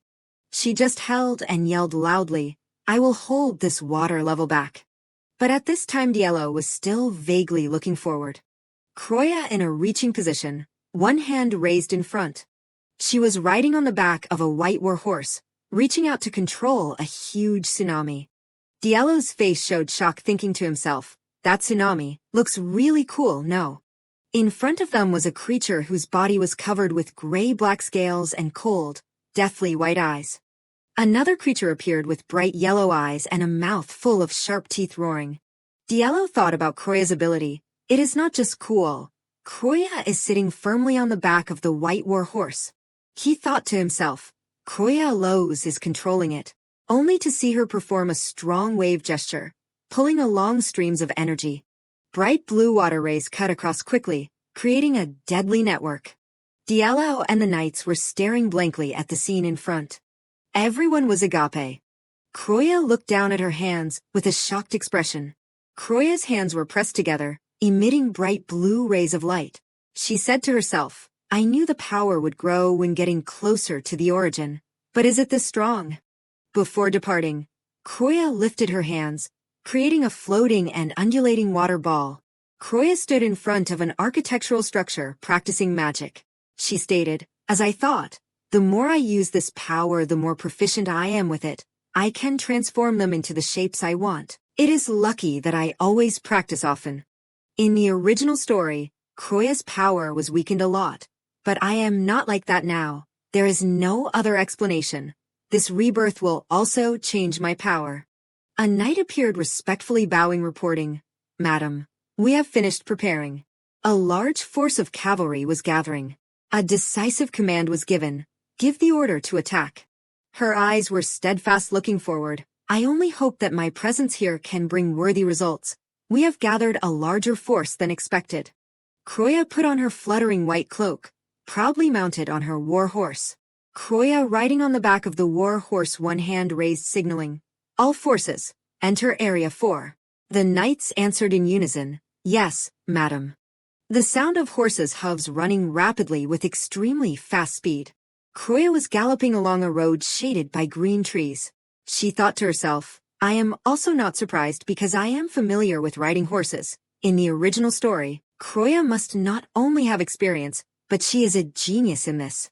A knight riding a horse behind spoke reporting, "Madam, we are about to enter Area 4. Kroya replied briefly, "Very good." Kroya's face showed determination. She affirmed, "For the benefit of the things that will happen in the future, this battle must be won. I do not know how much I can help. But..." When riding along the coast, Kroya felt a change, the closer I got to the sea.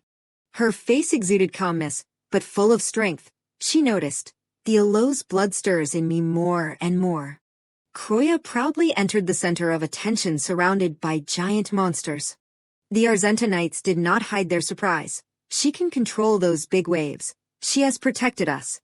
Kroya was still shocked by the scale of the attack. Honestly, I am also quite surprised. Even being near the sea, I did not expect the power to surge up so much.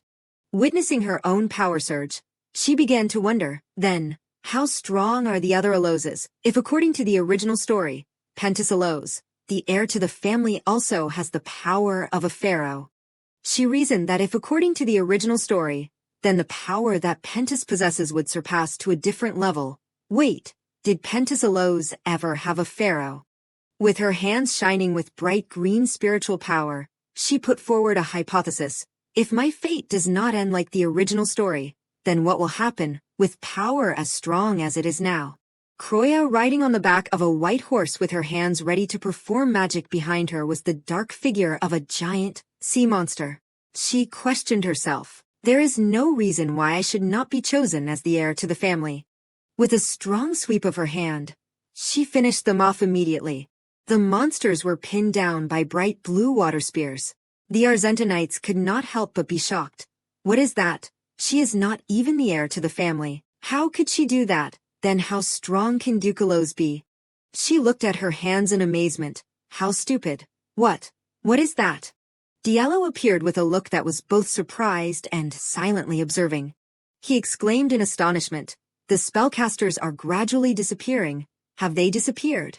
The swirling water surged high. No, they are escaping, Kroya thought. The waves are even bigger. Kroya stood firm and thought, I can see them. An entity surrounded by the waves. Kroya thought, they are hiding beneath the waves. Kroya raised her hand and unleashed spiritual power. But running is useless. And declared sternly, that is useless.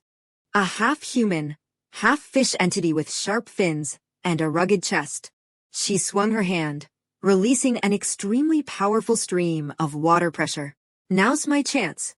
Kroya unleashed a massive surge of water magic, forming a vortex. Despite taking the full force of the spiritual energy, the bizarre entity did not fall easily. Kroya determined that this creature was difficult to kill. Possessing water abilities makes them hard to defeat with just one blow.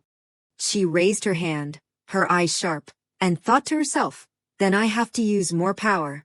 Just as Kroya was concentrating intensely, Diallo spoke. Kroya. She startled and turned around with a surprised expression, exclaiming, Diallo.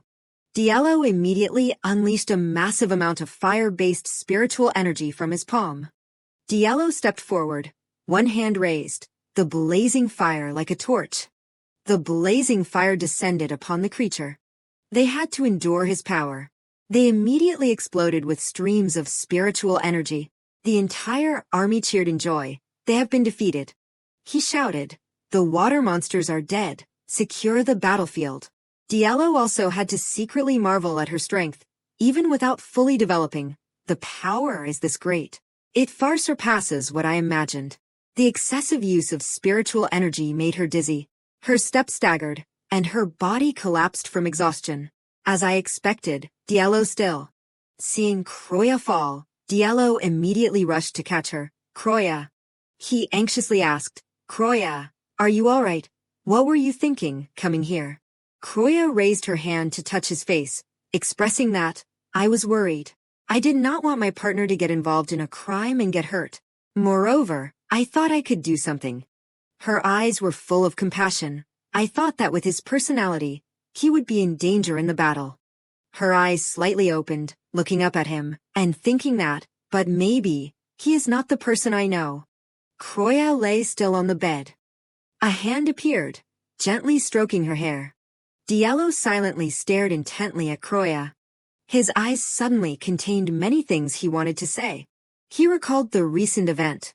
A soldier announced, "Your Grace, the battlefield has been cleared." Diallo agreed. "All right, let us depart." The soldier replied, "Understood. We will escort the madam." Hearing this, he immediately refused. "No." Then he hugged her tightly. "I will directly take her back on my horse." The legion quietly advanced forward. In Diallo's heart, a sentiment suddenly echoed. A strange scent fills my mind. A gentle scent weighing down on my body. The smell of the ocean, the smell I hate the most. But the scent, like sweet morning dew, quenches my thirst. Thinking this, Diallo hugged her tighter and softly called, "Kroya." Suddenly he denied, "No, Kroya." Thinking this, he gently said, "Thank you for everything." He suddenly remembered his past. After having to face countless deaths of the Argenta family and his parents, he had always tried not to create any close relationships anymore. He had always had to be ruthless and not be swayed by the death of anyone. However, if someone was not affected by that deadly battlefield and could face it, Diallo gently stroked her hair. "Kroya, in that case then." Then gently lifted it and kissed it. "I will." Suddenly a strange noise rang out in the room. Kroya opened her eyes and looked ahead. The familiar ceiling. "I have returned to the villa safely." She tiredly thought, "I do not even have the strength to move a finger anymore. My mouth is too dry. It feels like all the water in my body is gone." People say that after all three families use their abilities, everyone will be affected by different side effects. Thinking this, she softly mumbled, "And this is my side effect." Rose gently entered inside. Then she raised her voice asking, "Oh, madam, you are awake." Kroya nodded replying, "I just woke up." Rose smiled brightly reporting, "I will call the doctor immediately." Hearing this she immediately stopped. "I am fine, no need to bother." More importantly, then Kroya worriedly asked Mr. Radias, "Is he safe, right?" Rose looked at her confusedly. "What are you saying?" She gently explained, "I am talking about the commander of Area 4. Then she gently sat up. "Oh no, should be everyone participating in the battle is alright. What is the level of damage?" Seriously replying, "Mr.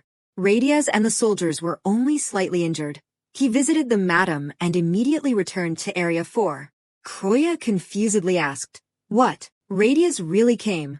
How long have I been unconscious?"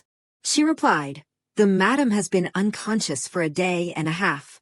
Kroya shouted in panic, "A day and a half?" Rose nodded, "Yes, and thank you for your support. The damage in Area 4 has been minimized." She raised her hand and placed it on her chest. "I have a belief that I can help." In her heart she thought, the fact that Mr. Radias always overcomes himself will be significant support for the Argenta family. The plan has succeeded, although there are some side effects. Finally Kroya raised her head asking, where is Diallo?" Rose seriously replied, "He returned safely and is now arranging his schedule. In that schedule, of course there is time to visit the madam." She instructed, "Tell him that I am very well." Rose bowed her head. "I understand." The instruction to call the doctor after the madam woke up was also His Grace's command. She gently ordered, "All right, then call the doctor and report to Diallo." Rose bowed agreeing, "Yes, for Argenta." Kroya confusedly repeated, "For Argenta." Outside a notification rang out, "Madam, the doctor has arrived." "Ah," she replied, "come in." The doctor smiled greeting, "For Argenta." Then gently saying, "Please allow me to check a little, madam." Kroya nodded, "All right." After checking he replied, "There does not seem to be any major problems. If you rest well, you will gradually recover." Then gently instructed, "If you feel unwell anywhere then call me immediately." Kroya nodded, "All right, thank you very much, I will be careful." Then the doctor bowed, "For Argenta." Hearing that word again she pondered, "For Argenta, I feel like I have heard this phrase a lot before. Outside, two people appeared requesting to see her. Madam, may I come in for a moment? She replied, come in. The two people gently greeted, for Argenta. Everyone together repeated, for Argenta. Finally, Croya raised her head curiously asking, this is teamwork. I see everyone saying for Argenta when they promise something before they leave. I feel the atmosphere is different than before. PL replied, more than teamwork. The madam's actions were very impressive to Argenta. Hearing that, she gently asked, why? She explained, even the Argenta comrades are very afraid of having to sacrifice themselves on the battlefield for Argenta, but the madam rushed into the battlefield without a bit of fear. More than the things an Argenta can do. Argenta believes that you have found your first battle. Even the ability of the person is not too great, but Argenta all believe that you have found your first battle. Croya confusedly asked, the first battle? PL replied, what does that mean? It means a challenge to become a true Argenta. A challenge where the participants have to survive only using the flame of their own, without using other weapons. If the participants fail, their abilities will become a part of the Lord, but if they survive, they will become a true member of the Argenta family. Hearing this, she silently thought, it means 1 is to live, 2 is to die. I will not be able to meet this. Thinking to this point, she was more contemplative, but I can feel a vague feeling between the Argenta's relationship. I do not know when I will leave this place. Croya turned her head to one side saying, but to become an Argenta. She faintly smiled. It feels strange. She thought to herself, although that is the case, my leaving won't change anything. The true pharaoh will appear soon. She decisively prepared. I should start preparing early. Then Croya called the person opposite her. PL. Yes, she replied, madam. Croya smiled asking, can you bring me a map of the territory? In the night, a voice rang out, deep in the mainland. Croya sat on the bed reading the map in her hand, a place where people can live their whole lives, in prosperity, without having to worry about their lives. Her hand gently searched for a suitable place. Coming here, she pointed to a place on the map. That will be the Daisy Forest. Of course, it is currently still a forest full of wild animals and monsters, but in a few years, a huge waterway will be built around the river near the forest, right? Seeing the logical place, Croya happily exclaimed, real estate is always the future. Then she thought, the only problem is the money to buy it beforehand. If I buy it now, I will get rich. It will surely be a big bargain. Where will I get the money now? While still contemplative, suddenly from the door Diello ran in calling, Croya. She raised her head calling, Diello. I was very worried about you, Croya. Only hearing him frantically expressing, I heard you woke up and wanted to come sooner, but the coastal areas keep causing trouble. Croya hearing this smiled, so you are saying sorry for not being by my side when I woke up. Diello bowed his head replying, yes, I am sorry and thank you. She calmly replied, it is okay, you must have been very busy. His face worriedly asked, I heard Nia say, but, are you really okay? Croya smiled comforting, this is the first time I have used my power like that, so I think my body was a bit shocked. I am fine now. Diello was still uneasy about her, so you forced yourself to use your power, if not, there would have been serious damage. Truly, many people in Argenta are alive thanks to you, Croya. Then he sadly covered his face, I should have told you not to do that again, but that is too appealing of a power. If the same thing happens again, I do not think I will be able to stop you. Diello asked her pitifully, what should I do, Croya? Croya calmly replied, what do you mean? I will help again, of course, until we drive out the Elo's family. We will support each other in this matter, right? He gently bowed his head. Thank you, Croya. As if remembering something, he took out the letter from his person. Oh, that is right, Croya, a letter from Duke Elo's. Then he handed it to her. I thought you might need to see it, so I brought it along. Holding it in her hand, Croya curiously asked, a letter. The content of the letter appeared, once a month, according to the agreed framework for him to meet his daughter. He wants to meet Croya. Reading to this point, she mumbled, the purpose of this letter is probably. Croya put forward her question, to check the progress of the plan to steal Diello Argenta's purity. She silently pondered, in all the time, right at the moment I am trying to manage future plans, Of course, that is something that only Dukelos would do. Wait, was not Dukelos supposed to have included the conditions in the marriage contract, that unreasonable term? I am sure one of them is 50% of the profits from Arzencha's key mines and agricultural lands will be paid to the Elos family as a stipend for the dignity of Duchess Croya. Here it is, my source of money. Diallo, seeing that she was still silent, asked, Croya. She smiled, waving her hand. It is nothing. Do not mind me. His eyes fell to the paper under her body. But what are you holding? Is that a map? Croya nodded. Yes. I asked PL to bring it to me. I always wanted to live in Daisy Forest one day when I leave Argentia.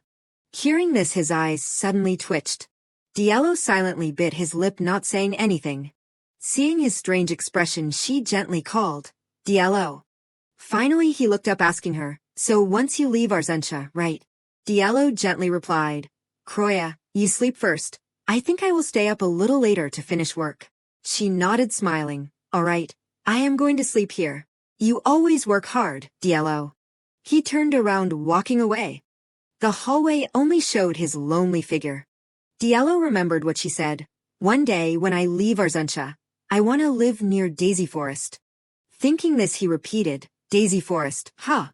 In his heart, he incomprehensibly thought, why does she want to go there? Because the large river flows near the forest, a small chance, but maybe she wants to use the power of the river to wipe out all the Elos, and then face Arzentia alone.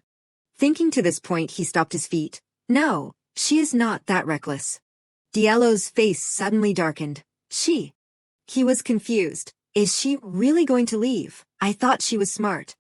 Diallo's eyes suddenly became terrifyingly silent. He mumbled, then why does she see this side and not see the other side? Croya Elos has become too deeply fascinated with Arzentia.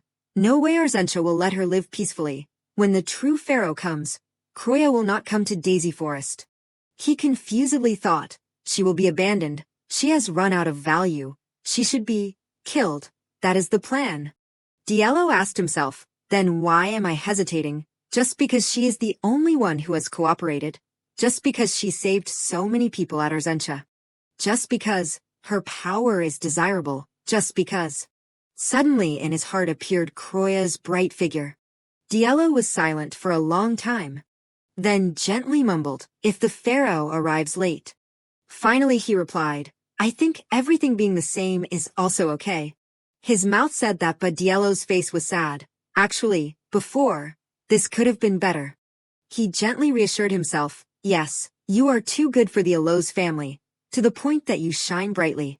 In his heart he suddenly remembered her, if you really were the pharaoh. The next morning Croya sat on the carriage, waving her hand. I will return safely. Her face confidently replied, I am very good at acting, so do not worry. Diallo smiled, all right. She gently said goodbye, then, I am leaving. He smiled, nodding, all right, I will wait, depart now. Diallo Argenta. Dukelos happily walked over to greet Croya. Croya, come in, are you well? Just seeing him, she slightly bowed. It is an honor to meet you, Duke. Thanks to your generosity, I had a happy honeymoon. As soon as Croya finished speaking, Dukelos opened his mouth. Happy greeting, there are some snacks in the living room. Let us talk there. She did not refuse. Yes, of course. Although her face did not change her expression, in her heart she was secretly scolding him. Happy greeting, how audacious. What is he plotting this time? Before long, Dukelos had led her to the room at the end of the hallway. Suddenly he spoke. Well then, to give father and daughter some privacy. Would you mind leaving? Although it sounded like a normal question, Dukelos' eyes glanced at everyone there threateningly. But Piel, Rose, and the knight beside them did not intend to leave.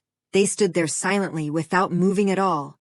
Dukelos pretended not to pay attention to their attitude and still joked. Come on. Do not tell me that Arzentia does not allow a moment of bonding between parents and children. Or, you do not think I would harm my daughter, right? He used a stimulating trick again with Piel, but she still faced him calmly. Croya, seeing the two talking in such a tense atmosphere at once, also made her tense. After a while of talking and whispering, Piel, Rose and the knight also gave way and retreated. Dukelos was very satisfied with that attitude. Good, that is right then. All three of them could only stand and watch as Kroya was brought into the room to talk. The two high-ranking knights that Duke Aloes brought, their tone of speaking with others was the same as him. Then please wait outside the manor until the conversation ends. Piel and the two people could only stand silently waiting outside. Entering the room sitting down to talk, Duke Aloes spoke first. So, how is everything progressing? I heard the two of you are practically inseparable. Although on the outside Kroya still replied calmly, well, I have been trying to stay in the same room with Diello until now. But on the inside she began to have a wave of feelings. What is this? What caught her attention was the two knights standing behind him. There was an Aloes servant in the living room already, but the problem is, Diello Arzentia is only 2. Something was not right. Even though she sensed it, Kroya still sat and talked calmly as if nothing was wrong. To be honest, he is a bit naive. And I think the fact that I come from Aloes makes it harder for him to open his heart. Duke Aloes suddenly interrupted. Is it not because you are not trying? Not giving him a chance to blame her, she immediately rebutted. Of course I am trying, but you know how this works. To get the Duke and Pharaoh together, only taking their purity is not enough. Duke Aloes also had to acknowledge her words. I know that. Diello will not go further until he opens the seal of his ability. He won't even try to be intimate until then. So it will take some time. TSK, you do not realize that. Duke Aloes looked at Kroya with a gloomy face. Emotional bond exists for a reason. Can't you even do that right? As if being hit in a weak spot, she was a little guilty. I know he is a waste. But facing him, he was even worse than she imagined. Kroya's hand unconsciously tightened the hem of her skirt. Suddenly her whole body was covered by a dark and ominous murderous energy. Kroya's face quickly turned purple from lack of oxygen. I can't breathe. This pressure was pressing down on her. Suddenly the teacup in front of her shook violently. Duke Aloes speaking while using his power controlling the tea water inside the cup to overflow upwards. You do not understand what I have told you. Seduce him, at all costs. Finishing the sentence, the tea water had been turned into sharp pieces of glass that were controlled by him rushing and cutting across Kroya's neck. Despite the wound on her neck bleeding, she still tried to remain calm to answer him. Of course, that is what I am trying to do.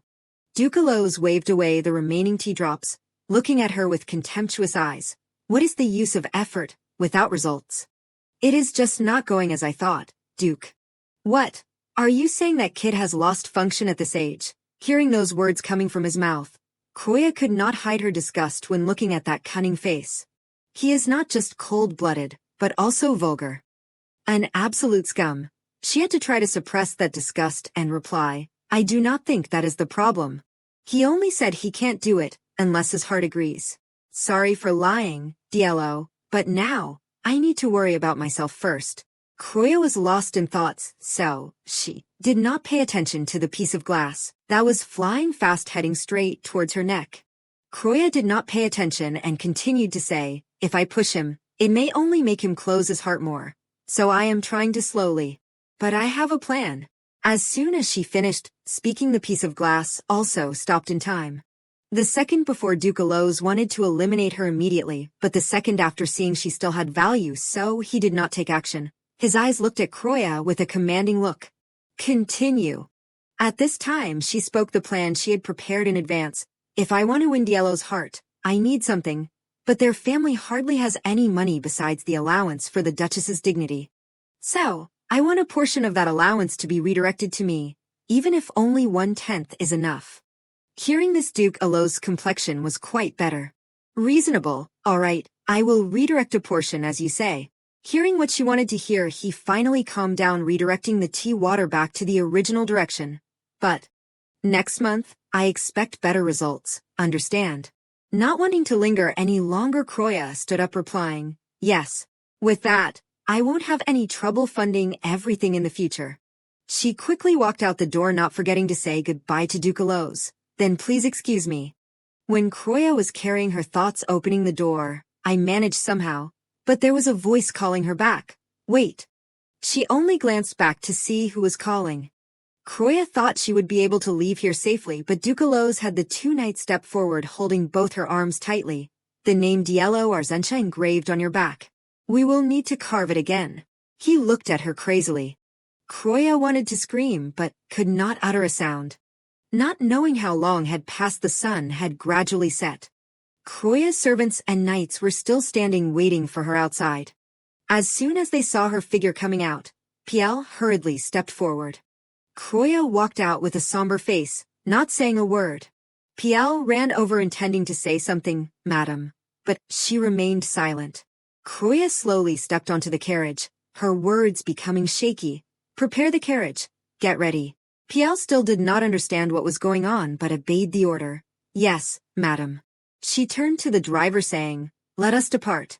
He then pulled the horse reins. "Understood." The carriage began to roll under the twilight. At this time in the carriage, Piel dared to open her mouth. "Madam, you do not look well." Before she could finish speaking, both suddenly startled and sat up. "Are you sure that?" Kroya's entire body covered in blood collapsed onto the seat. "Madam." Piel and Rose only then noticed her back full of blood. In a blur, Kroya only saw two figures standing close to her, constantly calling, "Madam, madam, wake up, madam." Retaining a bit of consciousness, she spoke to Piel. "Piel, I am fine. I will be better after a while." Piel worried, incessantly coming closer to gently hug Kroya, asking, "What happened at the Elo's house?" Suddenly, she felt a liquid that was still wet and sticky on her hand. "What is this?" Piel's face at this time darkened. She brought her blood-stained hand up to smell it. Piel sensed something, gently turning to ask Kroya, "Madam, may I check your back?" Receiving her agreement, "All right." She then stepped forward to lightly take off Kroya's outer coat. "Then please excuse me for a moment." Piel and Rose could not believe their eyes when they saw her back full of blood carrying the word Diello. Piel hesitantly spoke, "Did you also return in this state last time?" Kroya also did not deny it. "Yes, you know, that I had the fake Diello name carved." She stammered, looking back at her hands full of blood. "Even so, this is..." Knowing that she could not interfere in Kroya's affairs, Piel could only comply and help her. "I will give first aid immediately, although we are arriving at the manor a bit late. I will instruct the driver to be careful so that you do not feel uncomfortable, madam."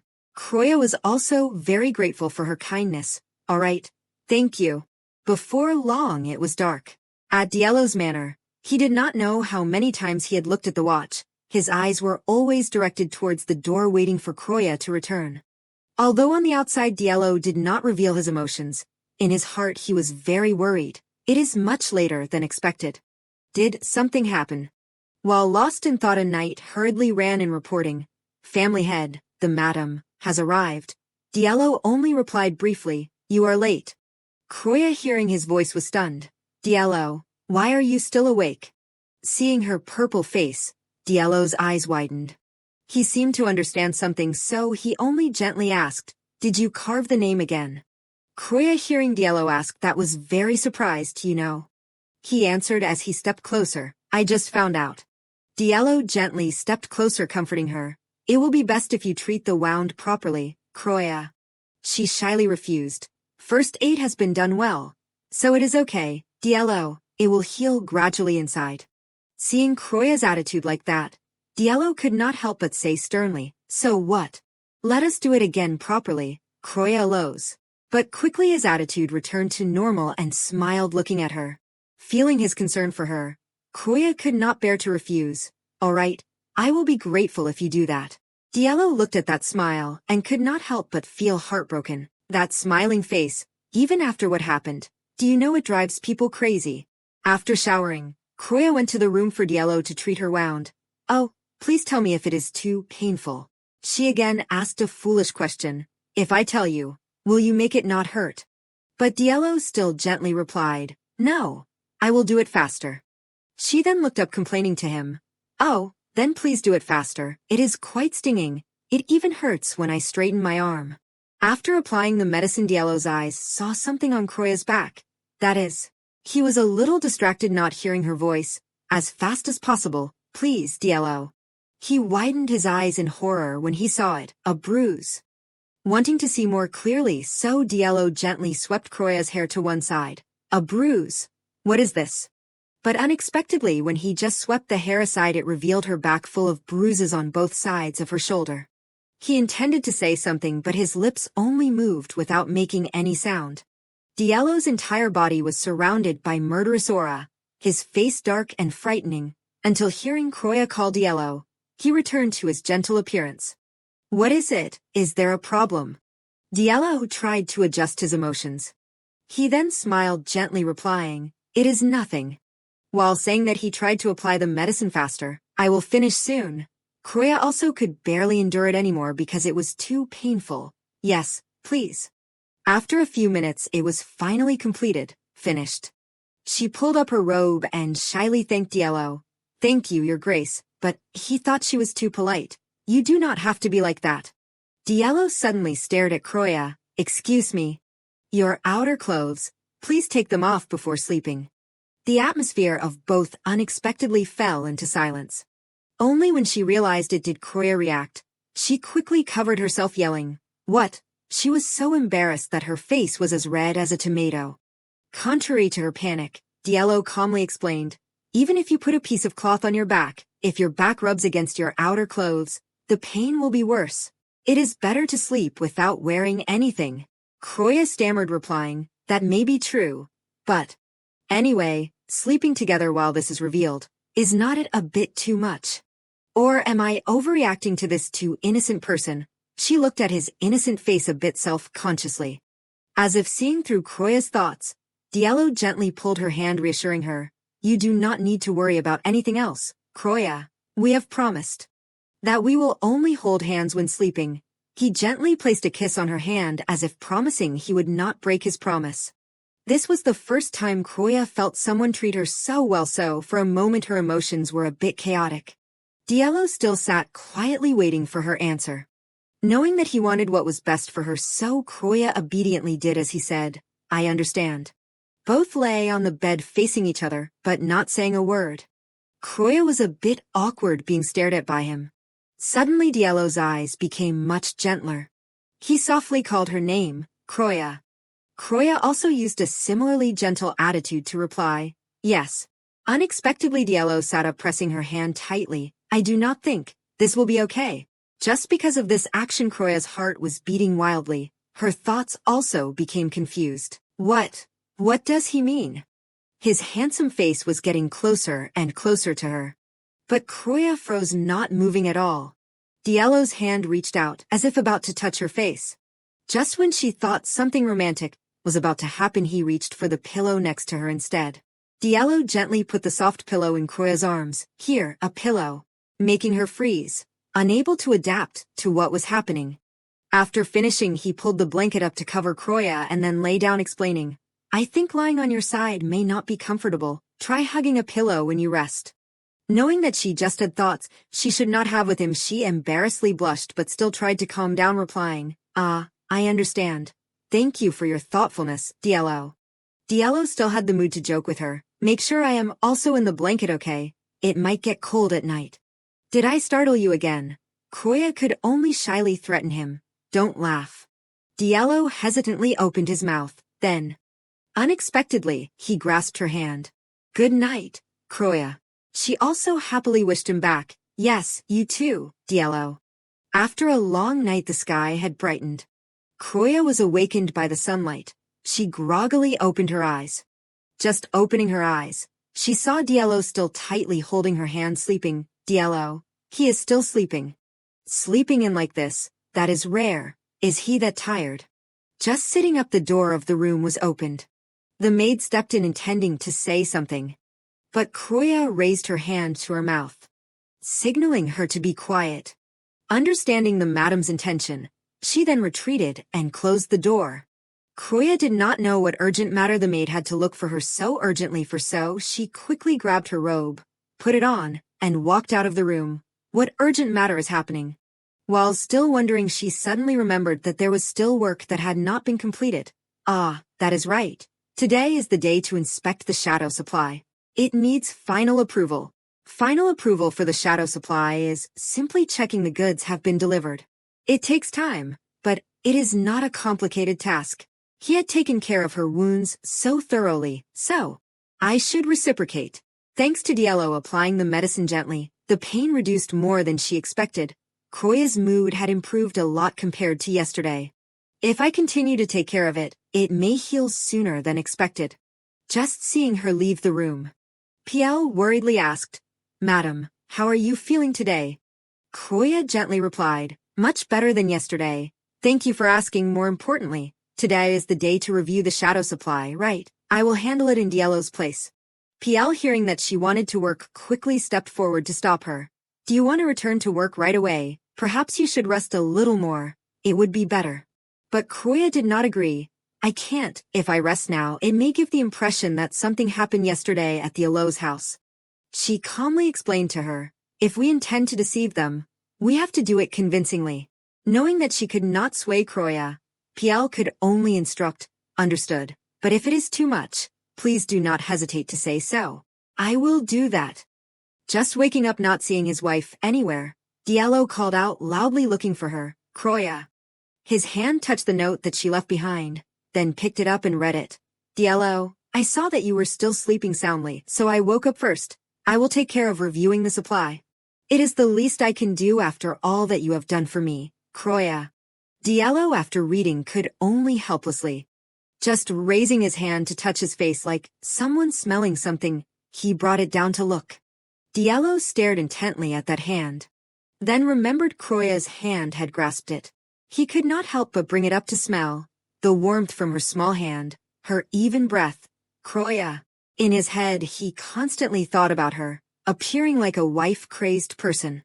Kroya on this side was sitting handling documents with Piel in the garden. Diello, having changed his clothes neatly, then walked out to the balcony to get some fresh air. Unintentionally, he happened to see her working below. He gloomily opened his mouth asking Alan, "Did Ducalos send Kroya a dignity subsidy?" He quickly replied, "Yes." Diello inquired further, "How much?" Alan was said to be around 1/10 of the total fund of the manor. Diello waved his hand ordering him, "Continue to monitor her." Alan respectfully bowed, "Yes." He kept thinking about what Kroya would do with that money. Even 1/10 is a considerable amount of money for personal use, but Kroya is not the type of person who would waste it on jewelry or social events, like most ladies. In that case, there is a possibility. She intends to buy the Daisy Forest. Kroya, they say Pentis Allos, the heir of the Allos family, possesses power far beyond her. The fire from Allos is said to be superior to the fire of Argenta in strength, and I have not even gotten a pharaoh yet. If Pentis is truly that formidable, they won't need to fake a pharaoh and plot behind their back. They would have waged war publicly with Argenta already. You told me that you are just a pawn used to sue the Allos. Diello raised his hand, covering everything around, only leaving Kroya's figure. But you never said you would be a pawn that I would crave. After witnessing that pure power on the sea, how could I not want you? That is exactly why I can't lose you, Kroya. While lost in thought, suddenly someone called him, "Your Grace." It was the butler who had an urgent matter to report. "Someone has requested to meet you secretly." Diello, hearing this, was very puzzled, so he asked back, "Secretly?" He quickly replied, "Yes, Your Grace. They claim to be the real pharaoh, and it is someone you know." In his heart, he was even more curious about that person. Diello's footsteps strode long in the hallway. Accompanying him was Alan. He coldly asked him, "You have seen the pharaoh Mark, right?" Before he could answer, the two had arrived. In front of them was a knight standing ready to wait. He hurriedly opened the door for the two to enter. When the door had just opened, Diello could not believe his eyes when he saw the person sitting inside, the Argenta trader. It was Vinia. She rested her chin lazily leaning against the chair. When seeing him, Vinia gave a smile greeting. "It has been a while, since the last time we met when we were little. Duke Diello Argenta." But her attitude clearly showed sarcasm. "To be more precise, this is the first time we have met again since the former Duke and Madame Argenta passed away, right?" Diello, looking at Vinia, could not avoid remembering those painful memories. The traitor who revealed Argenta's secrets to Duke Aloj. In all people. The person that I am forced to learn to love. It was actually the person who offered my mother into the hands of the enemy. His eyes looking at her were full of hatred. Vinia speaking while pulling down her sleeve. "Don't look at me with those eyes. Anyway, I can't be blamed. Because I am also a pharaoh after all. Revealing the scar engraved with the name Dielo Argenta. You must be shocked that I entered Argenta without facing any obstacles, right? But do not blame the guards. While speaking, she was displaying the power of controlling tea water like the way Ducalos had done. They are just afraid to touch me. Dielo paid attention to with some surprise. Used to be a person of Argenta, but is using the power of water. How is that possible? No, something is very strange. This is not the pure hydro art that Croya or the Eloge blood clan use. The magic that Venia uses. Something is not right. His train of thought was interrupted by Venia's words. I told them that Duke Eloge is backing me. That is enough to scare them. It is not because they are incompetent. Dielo is not like those guards who were tricked by her, a blatant lie. She completely does not know that Duke Eloge has appointed Croya as the pharaoh already. If Duke Eloge knew Venia was the real pharaoh, he would have definitely found a way to pull her to his side, or eliminated her swiftly. Then, what exactly is this traitor trying to hide? Both looked at each other full of murderous intent, each with their own plans. Venia stopped playing with the teacup and began to go straight to the point. Anyway, I was very surprised too. I did not expect that Dielo Argenta, who used to be so gentle that he could not bear to hurt a flower, was actually the one who murdered his parents. She sat close to him and intimately patted his shoulder. Venia speaking while wrapping her arm around Dielo's neck.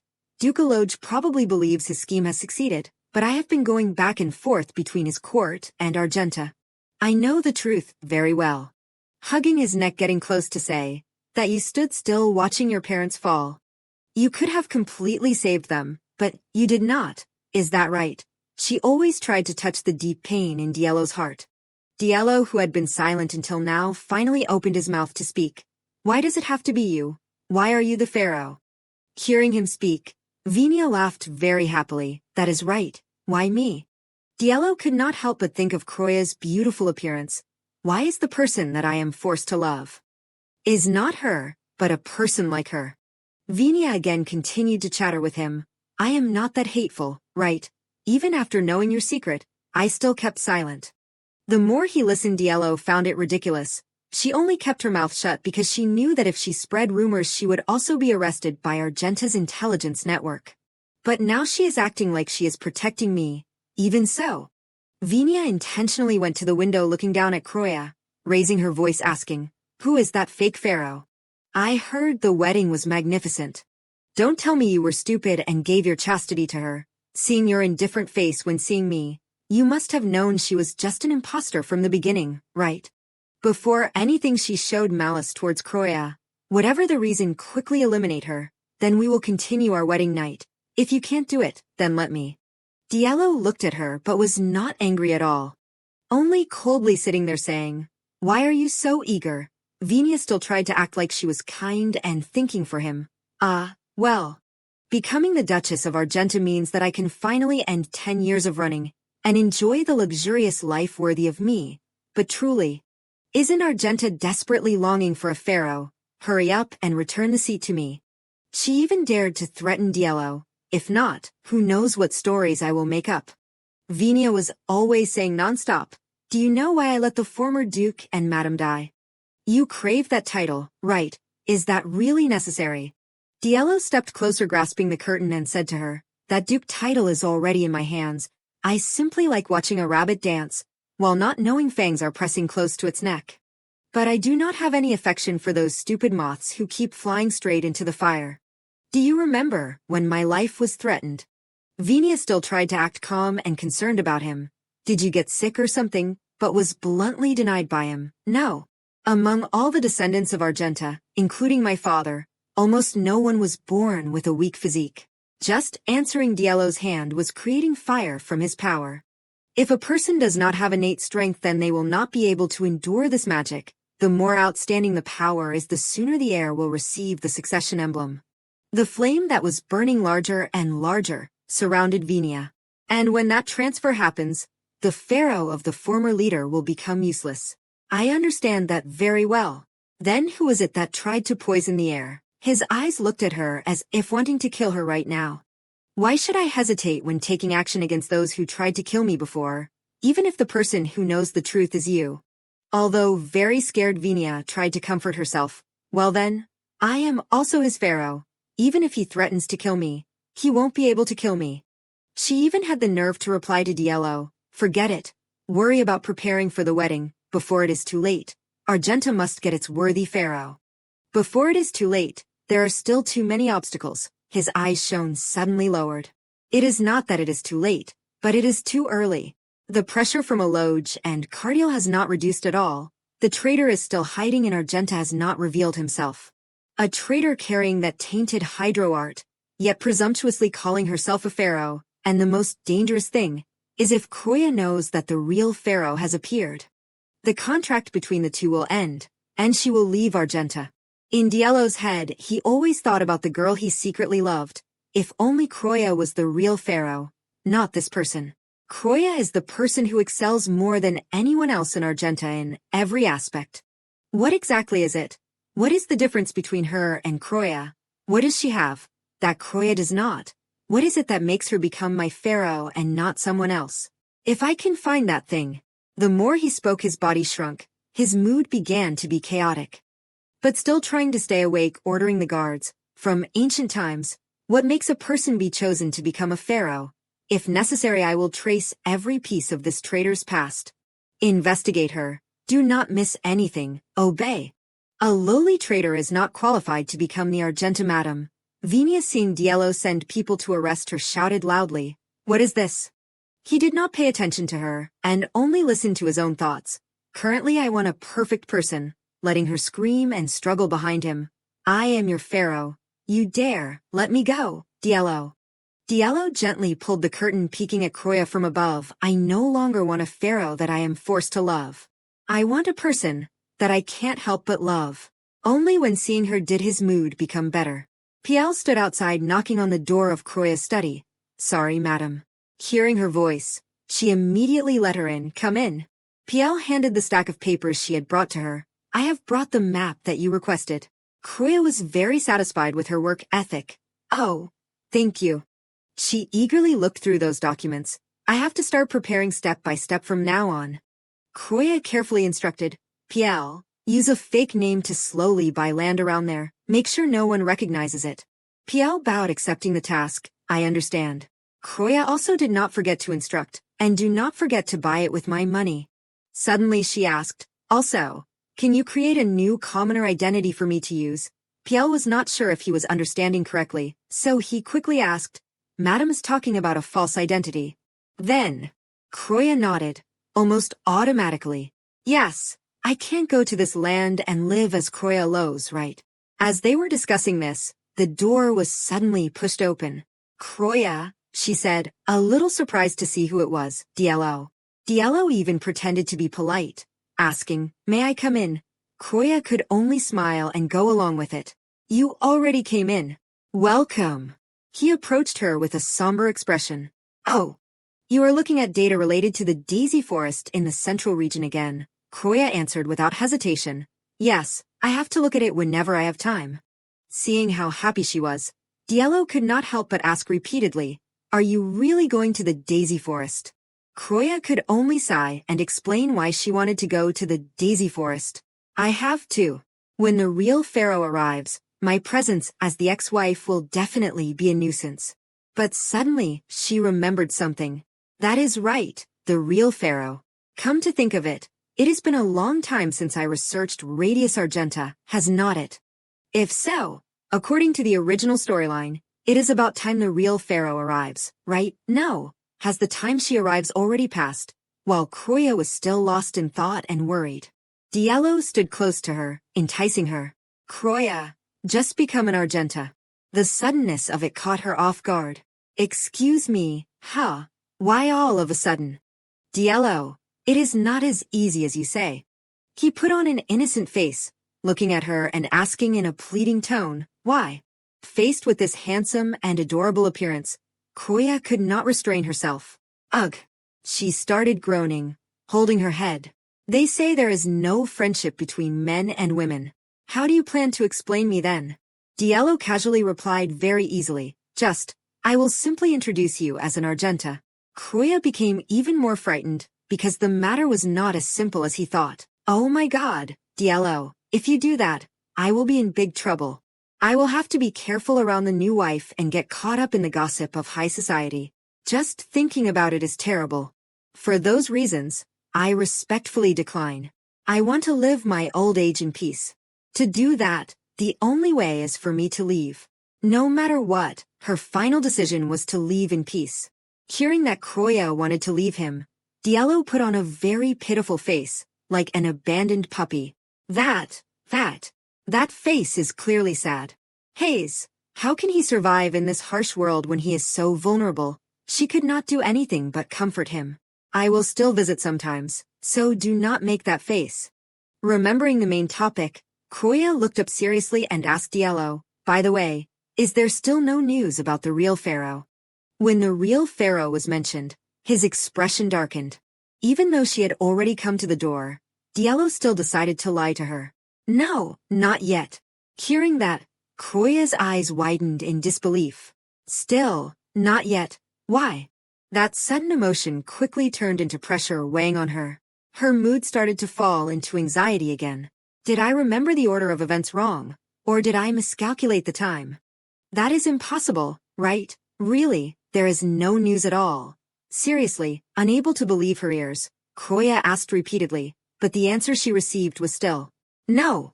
She could always feel it. There was something strange. What on earth is it? The only thing I did to distort the original story was saving Radius. Is that enough of an impact to change the time the real pharaoh arrives? I can't understand.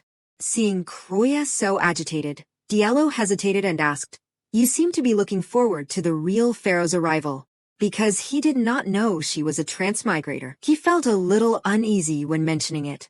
Not daring to look him straight in the eye, she replied, yes, that is right. I hope she arrives soon. Feeling that she wanted to leave him so much, he sulked and went along with it. I agree. But Kroya did not pay attention. She focused all her attention on the sudden change in the storyline. I can't do anything right now. I will have to monitor the situation for a while longer. She worked non-stop until late in the evening. She leaned back in her chair, feeling a little frustrated. Phew, maybe because I feel uneasy, I can't concentrate on my work. I need to rest for a bit. The noise from outside the window immediately caught Kroya's attention. Looking down, she saw DLO and the other knights riding away hurriedly. Observing his face, it had turned very pale. DLO, he does not look too good. Did another problem occur in the Infinite Sea? If it is a situation that DLO has to go to, it could be serious. Thinking so, she went out of the room to find PL to understand the situation. PL, is something going on outside? Yes, madam. She reported in detail the words DLO had said without missing a single word. He said that he was urgently leaving because something happened at the Infinite Sea border. The head of the family said it is not a big deal. Hearing that, Kroya felt much more at ease. Seeing that he had time to send this message, it seems like it is really not a big deal. Only then did she return to her previous tired appearance, acting spoiled with PL. PL, I want to take a walk. I am having a hard time concentrating on work today. She took great care of Kroya. I will escort madam immediately. As the two were walking down the stairs and chatting, we should go to the flower garden at sunset. Then suddenly Kroya noticed the people standing below. Who are those people? A million questions quickly appeared in her head. They are the knights stationed on the 4th floor. Why are the 4th floor knights on the 1st floor? Piao quickly reported back to her. The head of the family ordered them to be stationed here. Diallo gave the order. Kroya stared at them, feeling a little confused. The 4th floor knights, who play an important role in the Argenta family, on the 1st floor, and Diallo personally gave the order. Something's a little strange. While she was still wondering, footsteps and a servant's hurried call came from upstairs. Madam. Piao looked up and asked first, what is all this noise about? That maid hastily reported, in the head of the family's office, Mirda's contract is on fire. Kroya was shocked to hear that the documents were on fire. She clenched her fist when she thought about the possibility. Don't tell me.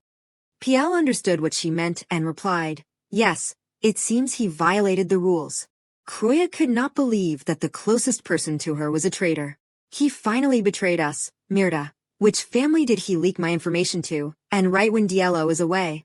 She quickly left with the two maids to catch up with Diallo in time. Diallo is on a campaign right now, so we have to catch up with him immediately. Is there any way to know Mirda's location? According to information from anonymous people, his path is towards the northern border, perhaps the last known movement.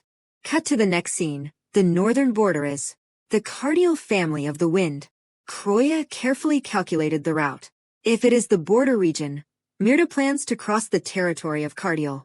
The person he leaked the secret to is probably Cardial, but the road between Cardial and Argenta is blocked by a mountain range. How could he think of crossing the mountains when Argenta could just set them on fire to deal with it? No, there is no need to go by land, right? She voiced her thoughts to the two maids. There is also the option of going by boat and by sea. Mirda must have gone by boat with someone who controls the wind. A boat that cuts through the water with the wind is many times faster than going by land. PL also agreed with that thought. That method is certainly possible, but if that is the case, Mirda is probably in a position that we can't catch up to. But Croya denied it. Perhaps she had her plan. No, we can catch up. She confidently threw the door open, because in the end, it is on the water. We will chase after them immediately. Outside the coast, the Amos group were talking. Thank you, Your Highness. Thanks to your personal visit, we were able to finish everything quickly.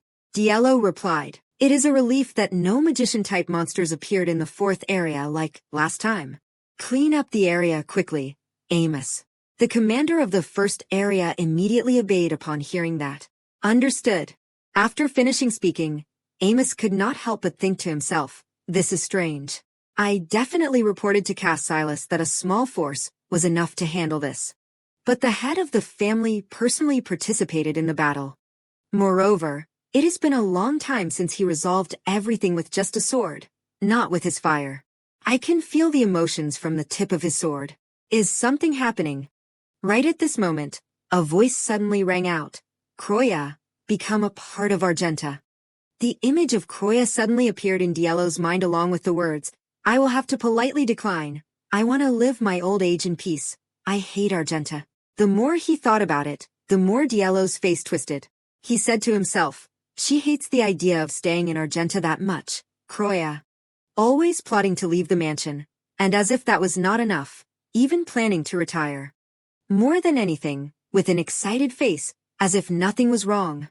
Why am I in such a bad mood? I am very, very uncomfortable to the point that, thinking up to this point, Diallo suddenly spoke up. I am going crazy. Seeing his angry appearance, the Amos group standing from a distance could not help but break out in a cold sweat, thinking to themselves, is he just venting his anger on everything? At this moment, Diallo's hand suddenly bulged with veins. Meanwhile, Cass Silas suddenly froze and exclaimed in surprise, yes. Diallo coldly said, where was the last reported location of the traitor, Mirda? Cass Silas immediately replied, the northern coast. As soon as he heard that, Diallo clenched his palm and said to himself, perfect timing, my bad mood has not improved at all. This time is great. Then he quickly gave the order, prepare a ship. We are going to the northern coast. Amos standing behind him immediately reminded him, Your Highness, our people have already set off to capture him. However, Diallo only calmly said, I know. This time, according to the procedure, the punishment of the traitor will not be handled at the mansion. I will handle it myself, on the spot. On the ship in the middle of the sea, a question suddenly rang out. PL, you said a periodic whirlpool moves in the sea in front of Cardial, right? It was the Croya group. She was calmly enjoying the scenery and asking, when did you say the whirlpool subsides? PL immediately replied, there is a report that it happened 2 days ago. So there won't be one today at least. Mirda and the person from Cardial are probably on an uninhabited island nearby, waiting for the whirlpool to subside. As Croya was gathering strength in her palm, she said, the fact that they are waiting on an uninhabited island means that the whirlpool is about to disappear. We might not be late, but that does not mean we have free time. We need to speed up. I see the uninhabited island. Speaking up to this point, Croya suddenly observed her surroundings and was full of vigilance, but there are 2 ships. However, The strange thing was that those ships suddenly caught fire, making her extremely confused. What? Kroya was filled with bewilderment, saying to herself, fire, in the middle of the ocean. Don't tell me. As soon as she said this, Kroya quickly set foot on the small island.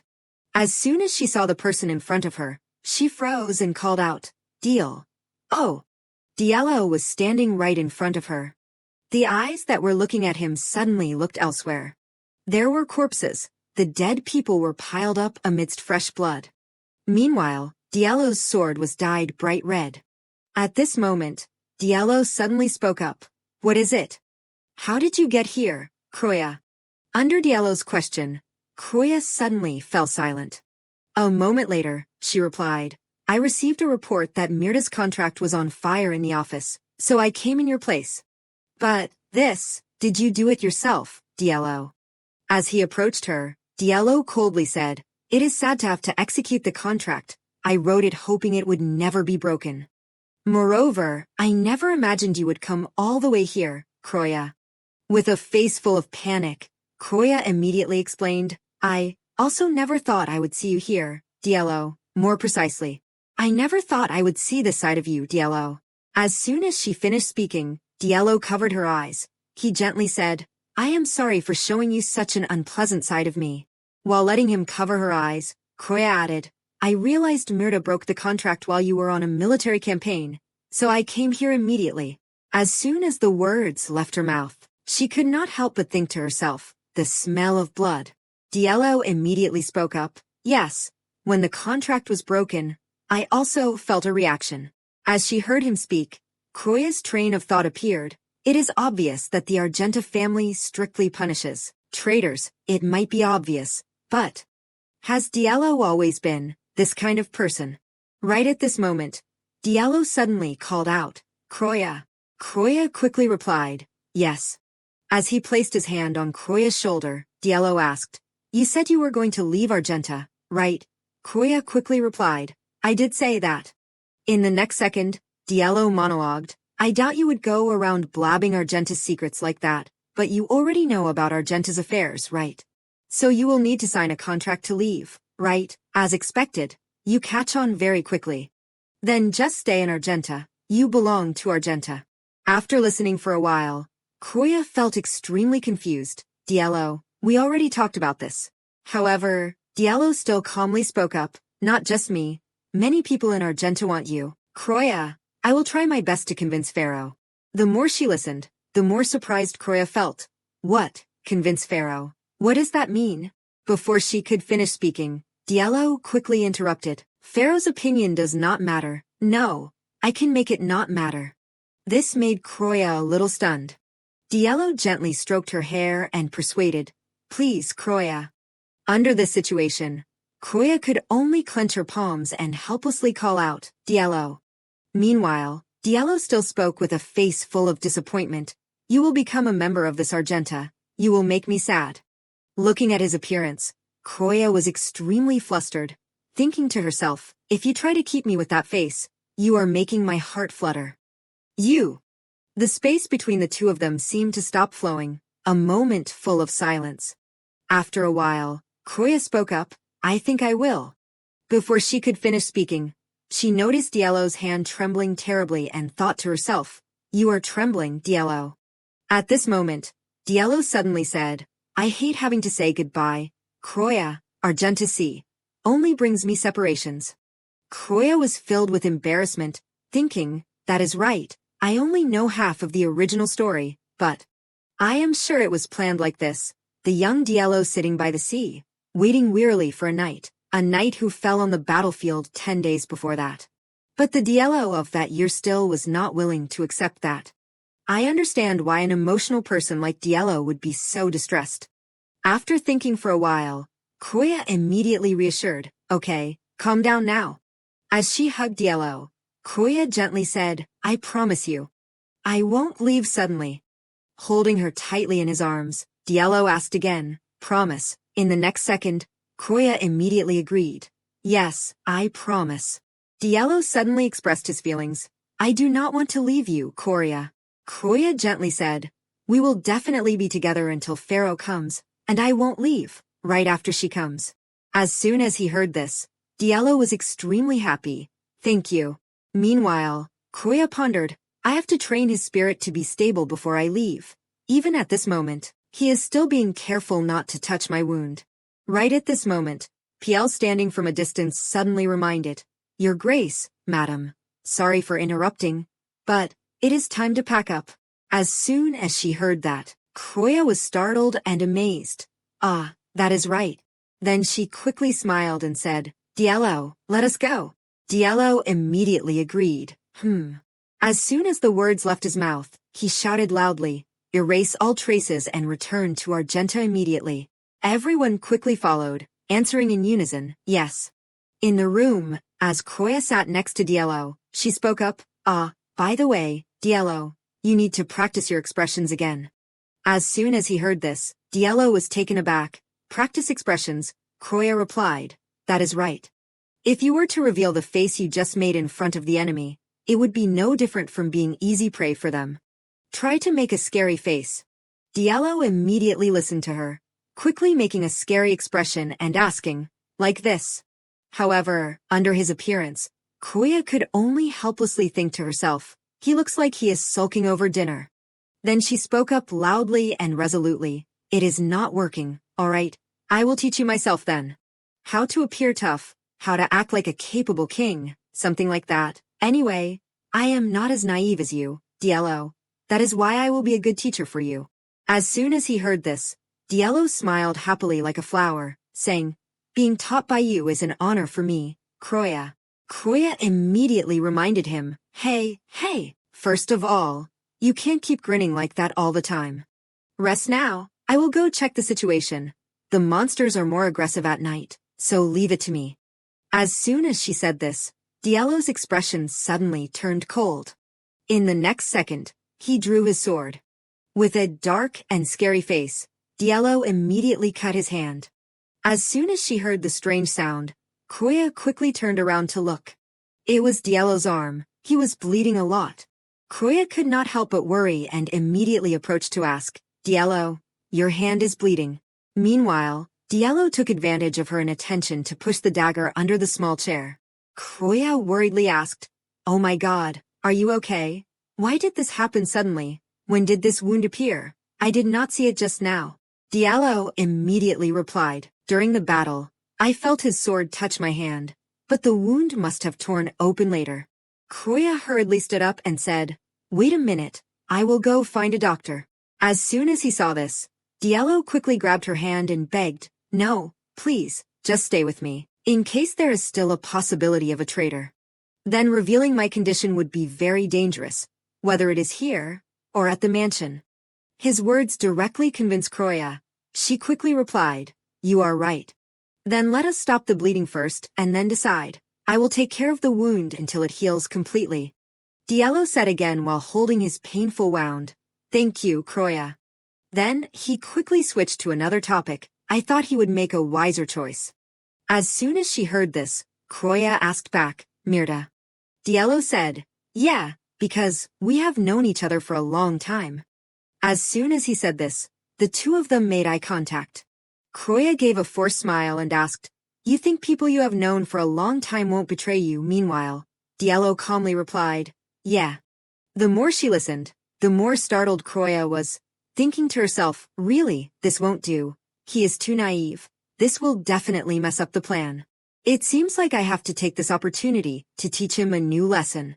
As soon as she finished thinking, she spoke up, Diallo, are you still investigating the people who plan to escape to Cardiel? Diallo replied, The insiders should have news soon. The more she listened, the more Kroya thought in her mind, That is right. At least the intelligence unit is still trustworthy. The head of the intelligence unit, Rick, is absolutely loyal to Argenta. His nickname is Sunflower, a subordinate who is absolutely loyal.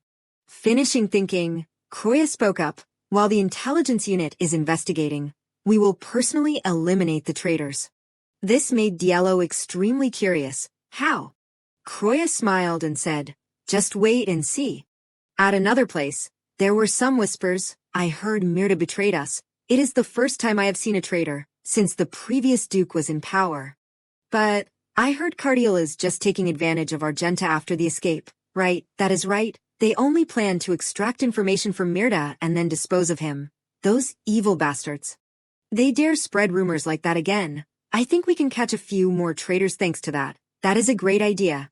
As soon as she heard these whispers, Kroya thought to herself, thanks to the original Kroya's body, it still remembers very clearly how to handle situations like this. So I can make the most of it. Right at this moment, a voice suddenly rang out. These are the people who plan to escape because they heard the rumors and thought they could not escape to Cardiel anymore. But they did not breathe a word. As he spoke, the knight turned around and asked, "What should we do, Your Grace?" Under this statement, Diallo could not help but ponder. Meanwhile, Kroya suddenly proposed, "If you allow me, I want to interrogate them myself." Under this situation, Diallo said, "It is not impossible, but they won't be easy to make talk. Even threatening to kill them might not make them confess." Kroya calmly replied, "Death is just one of the many tools to break a person's spirit. First of all, please help me prepare 2 rooms. It is best if there is a glass partition, and if there is not, then make sure they can hear each other. I will teach you how to make a person open their mouth without killing them, so watch carefully, understood?" As soon as she finished speaking, Diallo could not help but look forward to it, thinking, what is Kroya going to show me again? Why are her eyes so sparkly? While he was busy admiring Kroya, the knight standing next to him asked, "Your Grace, should I do as she says?" Diallo immediately replied, "Do everything according to Madame's wishes." As soon as she heard that, Kroya thought to herself, as expected, the Argenta intelligence agency is frighteningly proficient. They obey Diallo like a sharp knife. But this is like Diallo has complete control over the intelligence agency. It must be because all the most loyal people in Argenta are gathered here. Diallo seemed to sense that Kroya was looking at him, and immediately turned his head to look at her. Then he smiled with a face full of joy. Diallo gently asked, "Do you need anything else?" Kroya quickly replied, "Ah no, that is enough." Seeing this, Diallo immediately reminded, "Then let us go, Kroya." Kroya's voice suddenly rang out, "Listen carefully, from now on, the place where you are, the water will rise little by little. Because it is not just 1 or 2 people who want to go to Cardiel, so do it in the right order so as not to be suspected. I understand what they mean is that they want to retreat slowly. If that is the case then, that means you have contacted each other and agreed on the order beforehand, right?" As soon as she finished speaking, the 2 men fell silent. Under this situation, Kroya gave the order again, "Quickly pump more water into the bathtub." The subordinates quickly obeyed, "Yes." As he felt the rushing water, the man wearing the black robe exclaimed, "The water." The man in white was also very scared. Kroya coldly said, "Only the water on the side of the one who reveals the traitor's name will gradually decrease. The decreased water will flow to the opposite side." As soon as they heard these words, both men were extremely surprised. However, they still did not answer, making Kroya a little confused, still not opening their mouths. While witnessing her work, Diallo smiled and thought to himself, is she going to put more pressure on them, or will she do it the way she did in Alos, to end this matter? At this time, the 2 men still refused to confess. This forced Kroya to take strong action, raise all the water to the maximum. Immediately, the water rushed down torrentially, making them panic. The man in black suddenly cried out, "Illinois, Elian." As soon as he was sprayed with water again, the man in white quickly interjected, "Auntie, there is also someone named Auntie. Yo, Jaubert, Ottavio, Ottavio." The more she heard these names, the darker Kroya's face became. Meanwhile, the 2 people being gradually submerged begged for their lives, "Please, have mercy." Kroya's whole body suddenly trembled. She gripped the hem of her dress tightly. This made Diallo feel strange. In the next second, he thought to himself, so she is trembling. Why is she so scared? The evil Kroya lows, only because she was born with weak abilities. To the point of drowning the servants in Alos who dared to look down on her. A personality that is extremely cruel and evil. That was the image of Kroya Alos that was known outside. But, as he thought of this, Diallo looked at Kroya's appearance of trembling with fear. The more he looked, the more he secretly assessed, looking again. She is like someone who has never really played with anyone's life before. This is also a new image. Meanwhile, the two men were still trying to speak. There is nothing more. I am telling the truth. After listening for a while, Kroya suddenly fell silent for a long time. Then she turned to ask, so there are 13 people, right? The knight immediately replied, yes, that is clearly it. As soon as she heard this, Kroya thought to herself, did you record it carefully, members of the intelligence agency? Her hand suddenly reached forward. In the next second, the chains on the man's hand were quickly released. The same with the feet. The two of them hurriedly leaned out of the water to breathe a sigh of relief. Kroya suddenly turned to Diallo and said, Diallo, I am not sure if I want to know anything more, so I won't kill them first. If you have anything you want to know, just ask. As soon as he heard this, Diallo suspiciously asked back, ask directly. Kroya gently took his hand and replied, yes, you are Duke Diallo. As soon as she finished speaking, she secretly thought, because you have to gradually get used to interrogating, even if you make a face like that, I have to endure it. Being torn apart in a messy way is better than being torn apart in a pure white state, Diallo. Meanwhile, Diallo was very cautiously and awkwardly speaking up, I will try, Kroya. As soon as she heard that, Kroya said back, then I will go rest for a while now. As soon as she went out, Piel called out, Madam. Meanwhile, Kroya was still very worried and confused, or should I stay with Diallo? However, in the next second, she immediately refuted her own thoughts. No, Diallo needs to be stronger. Come on, you can do it. Thinking so, she spoke up, Piel, I have a place I want to go. Piel could not help but be curious about this. Yes, miss. Where do you want to go? Kroya replied, the first floor of the main building that the fourth floor soldiers guarded last time. I have to investigate why the fourth floor soldiers were sent down to the first floor. Inside the room, the two men were still being interrogated. Diallo stood in front of the two of them. His face did not even show a bit of emotion. Under the life or death situation, the two men kept begging, have mercy, please have mercy, your grace, if you spare our lives, we will live as if we are dead. Diallo coldly said, if Kroya has spared your lives, perhaps I should also be merciful and let it go. As soon as he heard that, the man in white approached the shore and replied, thank you, your grace. At this moment, suddenly red flames appeared on Diallo's hand along with the words, however, I am an unrefined beast, different from Kroya's expectations. As soon as he finished speaking, he made everything engulfed in a sea of fire. Diallo coldly spoke up, I will give you one of two choices. Outside the hall, Kroya could not help but look at the person in front of her in confusion. She pondered for a long time. The more she looked around, the more Kroya suspiciously thought, it is strange. Before, it was full of soldiers on the fourth floor, but now there are only soldiers on the first floor.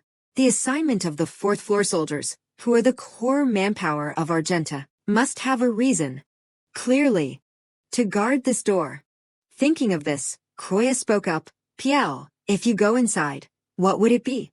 Piel immediately replied, it is the path to the basement. This made Kroya very surprised. The basement, then she could not help but think, in the original story, this place was only used as an area that servants were not allowed to enter. But the fact that there are so many fourth floor knights here means that there is something important inside. Just as she was about to open the door and enter, Diallo suddenly appeared behind her and called out, Kroya. I wonder if you have ever heard that a wife can go anywhere with her husband. Only the basement is not allowed. The Mad Earl once said that. As soon as she heard this, Kroya was confused. Could Diallo be that Mad Earl? Diallo smiled and said, I am a Mad Duke. As soon as she heard these words, Kroya felt confused in her heart. What? This is clearly letting me in. I do not know why he has to hide it so much, but hiding it like that is even stranger. Strange, but if I enter without permission, I am afraid it will end with a death flag. As soon as she finished thinking, she smiled happily and said, you told me not to go, so I won't go. How is the interrogation of the traitors progressing? Diallo replied, yes, it is going okay. Kroya could not help but encourage him. That is good then. Then try to work a little harder, Diallo. At this moment, Diallo suddenly suggested, Kroya, do you want to try going down to the basement? This made Kroya very confused, but the Earl won't open the door, right? Diallo instead smiled and immediately replied, I am the Duke. Under this situation, Kroya did not know what else to say, only blankly thinking, it is really an extremely unreasonable reason. But since he has allowed it, there is no reason to refuse. Then she quickly said, okay, then let us go. The door slowly opened. Diallo walked in front, leading the way. Inside, flickering spots of light were shining. The two of them slowly walked down the stairs. Then they went deep inside the basement. After walking for a while, Kroya felt strange. Seeing the statue in front of her, Kroya was very suspicious, a statue of a god. Diallo immediately explained, that is a statue of the sea god. As soon as she heard this, Kroya became even more thoughtful. That is really strange. A statue of the sea god is in the basement of Argenta, of fire. What would people who value power do if they rely on the gods? At this moment, suddenly a voice rang out, please come in, madam. This made Kroya could not help but be curious, who is it? Rick immediately appeared, smiling and replying, my name is Rick, a loyal and devout follower of Argenta. I currently serve as the head of the intelligence department. It is truly an honor to meet madam. Kroya quickly withdrew her hand from Rick's hand and replied, okay, nice to meet you. While looking at the person in front of her, she was thinking, he is the head of the intelligence department of Argenta, that naive and crazy Rick, as expected. Thinking so, Kroya asked, but what are you doing here? Rick quickly replied, I am praying for the safety and peace of Argenta. The more she listened, the more Kroya felt confused. Rick, a fanatic of Argenta, is praying to the sea god. That is suspicious. I do not know what it is for, but one thing is certain. Rick is lying. At this time, Diallo suddenly interjected, actually, this place was originally an underground prison. Kroya thought, as expected, this place was only built hastily, then immediately asked, so why is it different now?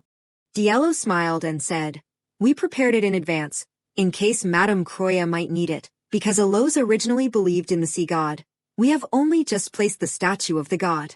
As soon as she heard this, Kroya immediately understood. So that is it. Diallo immediately reminded, let us go up now, Kroya. Kroya obediently listened and replied, yes. While looking at the two people in front of her, she anxiously thought, although there is something a little uneasy, but it is probably nothing big, right? Outside, the moonlight was shining brightly. While looking at the scenery outside, Kroya was thinking, it is already dark, I have to rest slowly. At this moment, a notification suddenly rang out from outside. Madam, I have something to report. Kroya suspiciously asked, come in, what is the matter? Piel quickly replied, there is a report that a fire broke out in the annex building. Fortunately, the fire did not spread to the entire building. This made Kroya very surprised. What? There is a fire in Argenta. How could that happen? Piel smiled and replied, even people who raise pet dogs can get bitten one day. This is an unexpected accident. Kroya suddenly fell silent, filled with thoughtful thoughts. An unexpected accident? Or what? Even if there is no damage, but to be so calm. While Myrda's betrayal and a series of traitors being dealt with have only just begun, and the Argenta Intelligence Agency is known for creating unexpected accidents.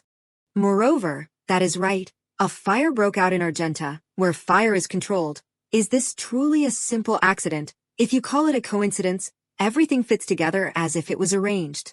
After thinking for a while, she helplessly put her hand to her forehead and reminded, I know, you can go out now. Piel quickly replied, yes, madam. Kroya went to bed alone. While lying on the bed, she was immersed in her thoughts. I know Argenta never shows mercy to enemies, but now I feel even more nervous. Suppose the time comes when I have to leave this family. What will my fate be? Of course, I will still have to maintain a close relationship with Argenta. But unexpected things often happen in Argenta. Perhaps I have to express myself more, to prove that even if I leave, I still belong to Argenta's side. At this moment, Kroya suddenly dreamed that she was immersed in dense smoke and fire. It is too hot. Wait, that child. Could it be? As soon as she saw the boy in front of her, she could not help but be surprised and shocked. DLO. The fire grew bigger and bigger. The large stone pillars slowly collapsed. It directly blocked Kroya. Kroya could only helplessly think, it is too hot, I can't breathe. First I have to put out the fire. Just as she was about to use her power, she realized that she could not, making Kroya extremely confused. The power of water, I can't use it. The moisture around has all evaporated, so I can't use it anymore. Anyway, I have to avoid it. Right now this building will collapse, and Diello will be buried in the rubble. Huh, why am I? Who is that child? And what is the next situation? I can know it. A dream. So that is it. This is a dream. It is the painful nightmare of Kroya in the original story. It can't be wrong. The young Diello in the dense smoke and fire was crying and trembling in helplessness. The more she looked, the more Kroya pondered, thinking about it. I believe that child is Diello, a fire controller like Diello. There should be no reason to be trembling here. Even so then, I can't just leave it like this. Thinking of this, she approached and asked, "Little boy, let us get out of here together." As soon as he heard the call, Diello looked up. Catching sight of his appearance, Kroya thought, black hair, blue eyes, as expected this child. At this moment, Diello suddenly said, "I can't go. This fire is too big and too hot. I can't get out." Under this situation, Kroya could only helplessly cry out, "Wait." In the next second, she woke up with a start and shouted, "Diello." Diello lying next to her could not help but be startled and replied, "Yes." He hurriedly sat up. As soon as she saw him, Kroya thought, the reality is Diello, right? Seeing her appearance, Diello immediately asked, "Kroya, did you have a nightmare? Your face does not look good, and you were frantically calling my name while half awake." Kroya replied, "Yes, I was just in a burning house with a little boy. It was a trap dream. I dream sometimes, so it is not too scary. I am fine, so do not worry too much." Seeing this, Diello held her hand tightly and smiled. If that is the case, then that is great. However, Kroya's heart was still filled with worry. Actually, this is the first dream I have had after transmigrating. It is too real, so it scares me. And because Kroya in the original story often suffered from nightmares, perhaps dreams like this will continue, no matter how much I am tormented by dreams. I can't let another nightmare happen in real life. We must protect this lily. At this moment, Kroya suddenly spoke up. "Diello, come to think of it. It is almost time for the council to take place, right?" Diello replied, "That is right. The council, every 3 years, the 3 families gather together to discuss how to protect the place that was promised to be preserved since ancient times. A conference to discuss. But lately, it has only become a place to test each other's strength and restrain each other." As she thought of this, Kroya was filled with embarrassment. The crisis has come right before my eyes. This is truly a difficult situation. Diello's lily, if it continues to shine as clearly as it does now, it will definitely be suspected. What should I do? Dukelos, who knows that I am just a fake pharaoh. He will be angry because his plot can't progress, even though he has extorted money under the pretext of using charm, and Duke Cardiel, who believes I am the real pharaoh.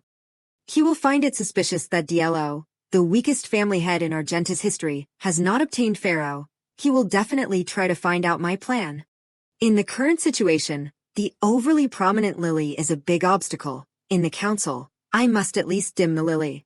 While she was lost in thought, Diello suddenly interrupted shyly, "It is itchy, Kroya."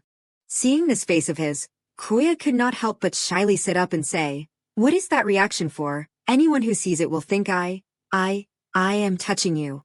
I do not have any other intentions. I am just thinking of a way to dim the lily before the council." Diello immediately replied, "That is right. That is the key point." Kroya spoke up, "I think that in this council, only if the lily is hidden can the other 2 families be negligent." While touching the lily on his chest, Diello agreed. "Exactly, They will definitely try every means to verify my lily. Kroya asked a little suspiciously. There is a limit to covering it with a shawl, right? Diallo replied, yes, after all, a shawl can't hide the magic of the lily. As soon as she heard this, Kroya became thoughtful again. You are right. Even I can feel the strange magic from the lily, an ancient power, which is both the power of Pharaoh and the thing that prevents the power of the family, had Diallo Argenta. In the three families, anyone with magic will recognize the power of the lily. Therefore, just covering the lily does not solve anything. You have to hide the magic of the lily, then you can completely deceive them. How should I deal with this? After thinking for a while, Kroya suddenly said, I have a way. This made Diallo could not help but be curious. Kroya spoke up, I know someone who can hide magic, but there is a problem. As soon as he heard this, Diallo suspiciously asked, what is that problem? Kroya quickly replied, that person is currently in Alos. Neria, a staunch loyalist to the power and blood of Alos. Initially, he was an intelligence officer for Earl Alos and was dispatched as a special agent for a particular task. Neria and his family possess unique disguise capabilities, an ability capable of concealing magic. He overheard Earl Alos' scheme to impersonate Pharaoh. Despite being a second son, Kroya Alos, sharing the same Alos bloodline, was treated as a mere tool. Witnessing the ruthlessness of the current family head, he developed a profound sense of empathy. Eventually, after being discovered eavesdropping on Earl Alos' conspiracy, he was hunted down and died at the hands of his own Alos family. In Kroya's thoughts, this is the information and events from the original story about him. But, when did Neria overhear Earl Alos' plan, I wonder? One thing is certain, it was not now. I only remember that he was exposed right before the meeting. Either way, it must be at the right time. As soon as she finished thinking, she smiled and spoke up, Diallo, there is someone who can help us in Alos. His name is Neria. If we use Neria's disguise abilities, we can conceal the magic. Then we can deceive both families and safely attend the meeting. So it is. I will try to reconcile with Neria. This made Diallo extremely surprised. Do you have a special way?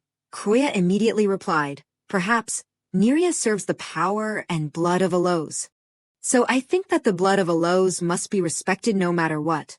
Therefore, when he knows that I was sent to Argenta as a fake pharaoh, and a tool of Duke Alos, he will feel betrayed by Duke Alos. Even so, he is still a staunch loyalist to Alos. After listening for a while, Diallo was filled with hesitation. Is it possible to reconcile? Kroya smiled and replied, yes, fortunately. Neria does not serve Duke Alos, but serves Alos. I think it is likely that way. So let us think of the best way to persuade Neria, because the time until the meeting is not long.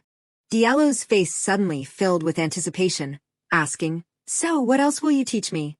Kroya smiled and replied, of course, if last time I taught you how to arouse fear then. This time, I will show you how to reconcile in a really gentle way. At another place, a voice suddenly rang out, the results of the Neria surveillance. Right now he is being chased by the staff of the Duke Alos house. As soon as she heard this, the hand stirring her coffee suddenly stopped and asked, being chased? Rick quickly replied, yes, Your Grace, it is said that he knows some secret of Alos.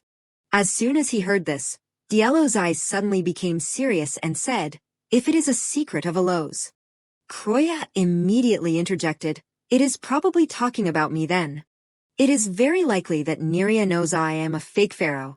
Diallo gave a forced smile and replied, that is not very good news for me either. At this moment, Rick excitedly proposed, then let me get rid of Neria. However, Kroya shook her head and immediately refused, no, we really need Neria's abilities right now. If the reconciliation with Neria fails, I will consider getting rid of him, but we are still in a situation where we have not tried to reconcile yet, so we can't act rashly. Diallo immediately agreed. That is exactly right. The key issue is how to persuade him. Kroya frowned and said, that is right. In her heart, she was full of determination. I absolutely can't let Neria slip away. Right now, he is the only one who can use special disguises. There is still a chance. At this moment, Diallo suspiciously asked, Croya, what do you think about sending someone ahead first, and then bringing Neria back? Croya smiled evilly and replied, No, let us wait a little longer. This made Diallo could not help but be confused. In the meantime, Neria might get eliminated. It is said that Alo's assassins are the most ruthless and cold-blooded in the family. Croya did not answer, only immersed in her thoughts. Anyway, Neria won't die in one go. According to the original story, Neria will escape until the end, and he will be caught after he is exhausted.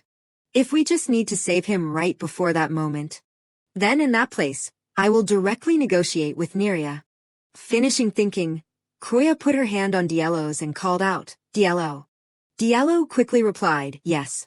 Croya said with a happy smile, if we appear dramatically at a critical moment, won't he devote his loyalty to us? So, just follow me this time. I will teach you well.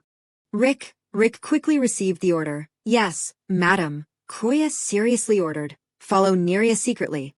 Help him right before he dies, with the Alo's people. Rick smiled without answering. This made Croya very confused. Mr. Rick, did you hear what I said? Under that question, Rick suddenly startled and woke up. Yes. I understand. Croya praised a little at this statement. Good. Meanwhile, Diallo was still attentively looking at her with fascination. Not long after that, the letter showed very clearly the words, Arzenta just happens to have a happy event. I think we should take this opportunity to celebrate. So this meeting should be held in Arzenta. As soon as he finished reading, Diallo spoke up, Croya. Anyway, the location of this meeting will be held at the Arenta Resort. This made Croya could not help but happily assess. Then that is good. Compared to the other families, conducting it in Arzenta has more advantages, Diallo said. Yes, the opening is in a week. Piel, quickly prepare for the meeting. Piel immediately obeyed. I understand. Diallo continued to ask seriously, Rick, what is Neria's current location? Rick quickly replied, it is the Tilla Pass, and it seems he will soon be caught by the Alo's people. As soon as she heard this, Croya quickly thought, it is now. Then she immediately stood up and said, Diallo, get ready to go out. We must save Neria from danger. At Neria's location where he was being chased, a voice echoed, listen clearly, Neria. Our assassin family has served Alo's from generation to generation. Stop. Although everyone in the family, except for you and me, must face the end of the mission, but do not complain. We can exist to this day, all thanks to the clear water of Alo's. Our family must protect Alo's, however, because there are clearly people who are not worth serving. After holding Neria back, the Alo's henchman spoke up. You are really slippery like an eel. I have finally caught you anyway. You are about to lose your life, die beautifully. Neria helplessly said. These guys, meanwhile, the voice continued to echo. You must constantly doubt. With a cold gaze, Neria affirmed, even though you know Duke Alo's sturdy plan, you still secretly acknowledge it. This statement made the Alo's henchmen suddenly fell silent. Then they sneered disdainfully and asked, Are those your last words? Coldly speaking, as the father is, so is the son. Useless long-windedness. Looking at the people in front of him, Neria only said coldly and cursed, You trash! Do not insult my family and my father, who sacrificed their lives for Alo's. I won't protect Alo's for you worthless people. The Alo's henchman smiled excitedly and replied, Although I do not know how your ancestors died, did not your father attack Arzenta and die? At this moment, Neria suddenly sat down under the tree and said, At that time, the death of the previous Duke and Duchess had taken up all his attention. Besides, my father was killed while disguised as an ordinary person. Before my father died, the only one who saw his disguised image was the head of Alo's. Did you think I would not know? And one more thing. Duke Alo's cruelly killed the Duke and Duchess of Arzenta. They abandoned my father, who was always loyal to Alo's. Even the second son of the Alo's bloodline was sold to Arzenta, pushing him to death. These animals are not even as good as him, he said while clenching his palm, while the voice from somewhere echoed out, The Lord deserves loyalty. You must confirm again. Neria pointed straight at the Alo's henchman in front of him and affirmed, Duke Lowe's and you do not have the qualifications to belong to a Lowe's from now on. Do not pollute a Lowe's anymore. The henchmen fell silent for a long time. Then they spoke while stroking the knife. Originally, I was going to kill you with a knife neatly. But I am someone who likes to get involved in many things. I will finish you with that hungry wolf. Seeing their power, Nerya was a little stunned. He could not help but anxiously think, these guys. Where did the power come from? Could it be near the source? Crap, because I was busy running away, I could not determine the direction. I missed the river that flows near Tilla Pass, even if the individual power is weak. As long as there is water, the source of a Lowe's flows through. Then they will become even stronger thanks to that auxiliary power. With the current situation, I am extremely disadvantaged. Even so, I can't give up, Nerya thought as he tried to gather strength. Seeing his appearance, the Lowe's henchman immediately spoke up. You are also planning to borrow the power of the source to fight me. Commendable for the effort, but it won't work. Stop Nerya. As soon as the words left their mouths, they directly attacked Nerya. He was hit hard and slammed into the tree afterwards. Nerya could not help but frown in pain. However, before he could recover, he was startled by the scene in front of him. The power of the people had materialized, coldly affirming, if you are helpless, then blame yourself. As soon as the words left their mouths, the big wolf directly lunged at Nerya. The Lowe's henchman ordered, eat cleanly without leaving any traces. The wolf quickly opened its mouth. Under this power, Nerya could only helplessly close his eyes and wait for death. However, in the next second, a voice suddenly rang out, stop. This made Nerya could not help but be curious and suspicious. The Lowe's henchmen were also very surprised. A hand suddenly appeared out of nowhere. While attentively observing the scene in front of him, Nerya was thinking, that person was none other than Kroya. She said coldly, come here. The two wolves slowly backed away from Nerya. In the next second, they were subdued by Kroya. As soon as they saw her, the people in front of them were surprised and shouted, Kroya Lowe's. The Lowe's henchmen shouted with pale faces, now the water has been taken under control. She is clearly stronger than us. That is impossible. Damn it. What are you looking at so mindlessly? Join forces and take back the power of domination. Do not waver because a second child has no reason to be particularly stronger than us. Then the people quickly said, Kroya Lowe's, I do not know what trick you used but with your meager abilities. However, as soon as they finished speaking, the people were surrounded by their own wolves, making them even more panicked and worried. What to do? Kroya coldly spoke. What did you say just now? Eat cleanly without leaving any traces. Immediately, the wolves followed her order. The screams immediately rang out in the next second. Help! Meanwhile, the voice from somewhere echoed in Nerya's head. Imprint it one last time, Nerya. When you see someone worthy of the title of Lord of Lowe's, be loyal with your whole life. At this time, Kroya turned to smile and look at Nerya and asked, Nerya is the last descendant of the Dark Sword family, right? She smiled very gently. This made Nerya could not help but be stunned for a long time. Then he stood up and replied, Yes, I am Nerya. Thank you for saving me. Kroya smiled and replied, In that situation, it is very difficult to know my identity. Thank you for being honest. And do you know who I am? Nerya replied, You are Kroya Lowe's. However, Kroya immediately refuted, No, wrong, I am Kroya Argenta. This made Nerya could not help but be stunned and blank. His face clearly showed confusion. Seeing this, Kroya spoke up, I will be blunt. You know my secret, right? Nerya was still silent without answering. Under this situation, Kroya continued to say, As you know, it is a difficult secret if it is revealed.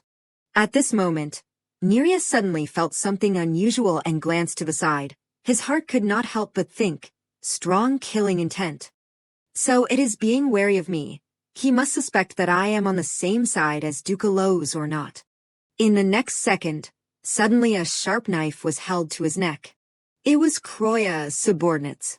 She could not help but remind, Stay still. In the next second, they immediately backed away. With a dark face, Neria suddenly spoke up. Is this Kroya truly following that plan? As soon as she heard this question, Kroya pondered. He finally asked the question I was waiting for, intending to ask if the plan to use me as a bloodline tool of Elos. That is, the question means whether I am on the same side as the Duke or not. From now on is the most important. Thinking so, Kroya said confidently, say it again, I am not Kroya Elos, but Kroya Argenta. As you can see, I have joined hands with Argenta. I will use the fake pharaoh plan to attack Elos. I have no intention of dying from being used as a tool. So I am not on the same side as Elos. Neria was silent for a while after listening to those words. Seeing his appearance, Kroya could not help but happily think, as expected, he has been drawn in then, from now on, say what you want. Kroya quickly spoke up, the power of Elos must be used to protect Elos. Even if I am the second child of Duke Elos, he is the one who does not hesitate to use his blood as a tool. Such a person can't reason for Elos. That is why I, currently, do not trust Duke Elos. The more Neria listened, the more stunned he became. Kroya continued to say, I heard that the Dark Swordsman has a deep loyalty to the Elos family. But Duke Elos did not recognize a loyalist and wanted to kill you. I think you were right not to submit to him. Neria's hand suddenly clenched when he heard these words. Meanwhile, Kroya continued to speak. I do not know what kind of person you saw me as in the past, but I of the present can protect you from the Duke. As soon as she finished speaking, she quickly dispelled her power. Kroya said seriously, Mr. Neria. Neria was still in a daze. Kroya suddenly raised her hand to the sky. Immediately, power gathered in her palm. Kroya seriously controlled the power. The water quickly combined together. As soon as he saw the scene, Neria was stunned. Kroya's voice continued to ring out. The one who has protected the blood of the Elos family through many generations and is an upright loyalist, who has never tarnished that honor. Why not try to be loyal to me now, another Elos? Kroya smilingly suggested. Under this situation, Neria's face was a little dazed. However, in the next second, he smiled. Neria immediately knelt down in complete submission. If you need my humble ability, then I am willing to follow. He was kneeling before Kroya. As soon as she saw this, Kroya was extremely happy. Success, great. She quickly spread her hand out. Neria also looked up. Kroya said with a smile, I am counting on you, Neria. Neria immediately stood up. Then he shook her hand and replied, I look forward to your help, Kroya. Kroya happily said, Welcome to Argenta. While the two of them were shaking hands, Diello was attentively watching from afar. He could not help but happily blush. In his thoughts, Kroya's voice suddenly rang out, because there is no time, ride a horse, the next group will bring the carriage. She rode alone straight ahead. As soon as she found Neria, she said, I found him. Neria is with the Elos people. I do not know why I feel like I can handle it alone. Is it because it is near the source? I will try doing it alone here. You just watch carefully. The more he thought about it, the happier Diello was, exclaiming, Kroya. You are really. At this time, Kroya was still attentively talking to Neria. She suddenly called, Diello, come here. Diello immediately smiled and replied, yes.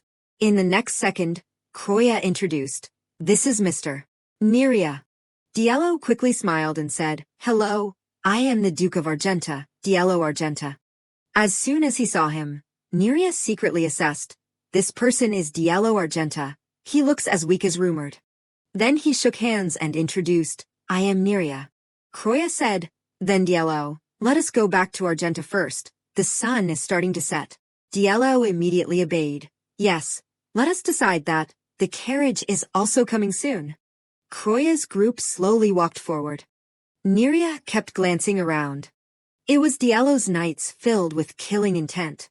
Seeing that Neria seemed to still be wary, Kroya standing next to him immediately spoke up, strange, the atmosphere in Argenta is a little different from in Elos. The Argenta group has a strong familiarity and cohesion, so they often do not welcome outsiders. Neria smiled and replied, "Isn't that better than death?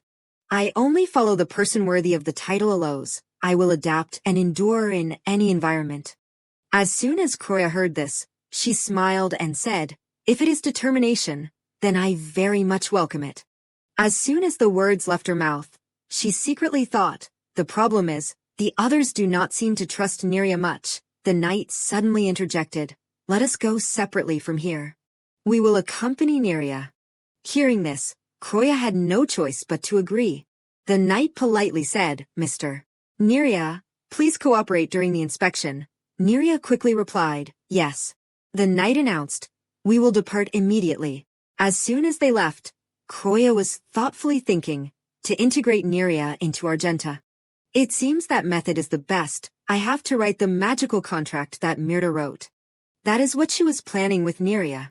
Returning home, Kroya said seriously, "Diello, I have something I want to ask of you." Diello immediately agreed. "Yes, Kroya, just say it." Kroya said, "The magical contract of Argenta that Mirta wrote. Can I write it too? Because I need to change the content to make it suitable for me and Neria." As soon as he heard this, Diello was very surprised. "Could it be that you plan to sign the contract directly?" Kroya explained, "Yes, it is also something to prove that Neria can be completely trusted, and because we have to use Neria's abilities accurately, moreover, if we want to be accepted by the people in Argenta, then the contract is very necessary." After listening for a while, Diello expressed his worry. "Kroya, I know clearly, but the contract is very heavy. Although it is heavy, it is also very scary." Kroya immediately replied, "I know that. But the upcoming meeting, even after the meeting, the other two families will be curious about whether Diello's lily has disappeared or not." Diello immediately suggested, "Then I will make the contract." This made Kroya very surprised. "Yes, why would Diello make that? This is an Allo's problem." Diello calmly explained, "It is also to hide the lily of the Argenta family, so that is why I." However, before he could finish speaking, Kroya interrupted, "No, be quiet. The contract only needs Mirta's name." Then she ordered, "PL, prepare the contract with Neria for me right now." PL quickly received the order. "I understand." Meanwhile, Kroya was still pondering in her thoughts. "After making the contract, I must immediately receive Neria's help. There is not much time left." After a while, PL brought two contracts. "This is the contract of Argenta." As soon as he held it in his hand, Neria said, "I have heard the explanation about the contract, but seeing it with my own eyes is even more magical."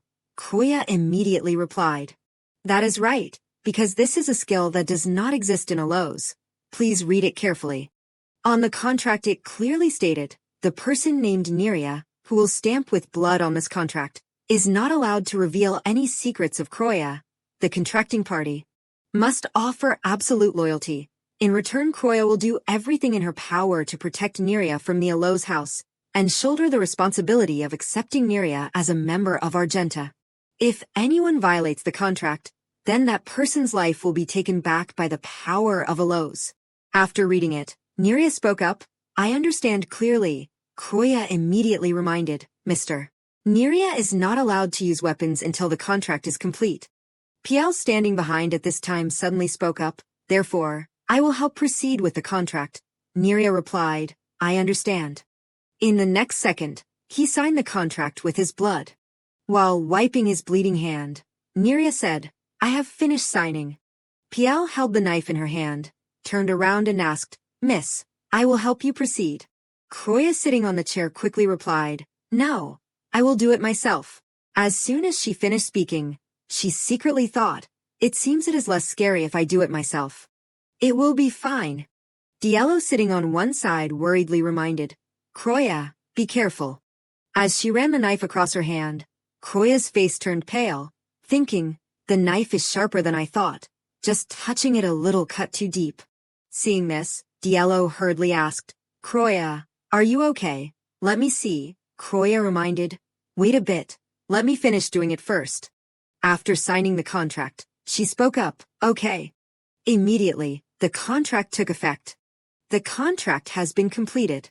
While wiping the blood for Kroya, Diello spoke up, "The contract will react depending on the elemental power. like the contract that was burned when Mirta broke the contract.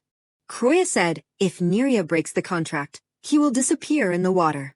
At this moment, Neria sitting opposite suddenly bowed his head and said, then, I hope to have your help from now on. While looking at him, Croya called out, Neria.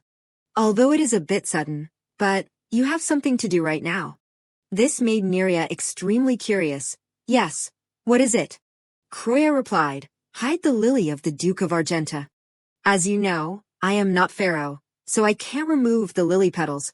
The meeting of the 3 families is coming up soon, so hurry up. I truly came at the right time. After listening for a while, Neria, filled with a cheerful and relaxed smile, said, I know. I will try to do it right away. Meanwhile, Diallo was bandaging Croya's wound. Croya, the wound is deeper than I thought. Croya seemed to agree with this. It seems to be true. You will be treated by Nias and Diallo. Diallo smilingly interjected immediately. In the meantime, I will erase the lily with Neria.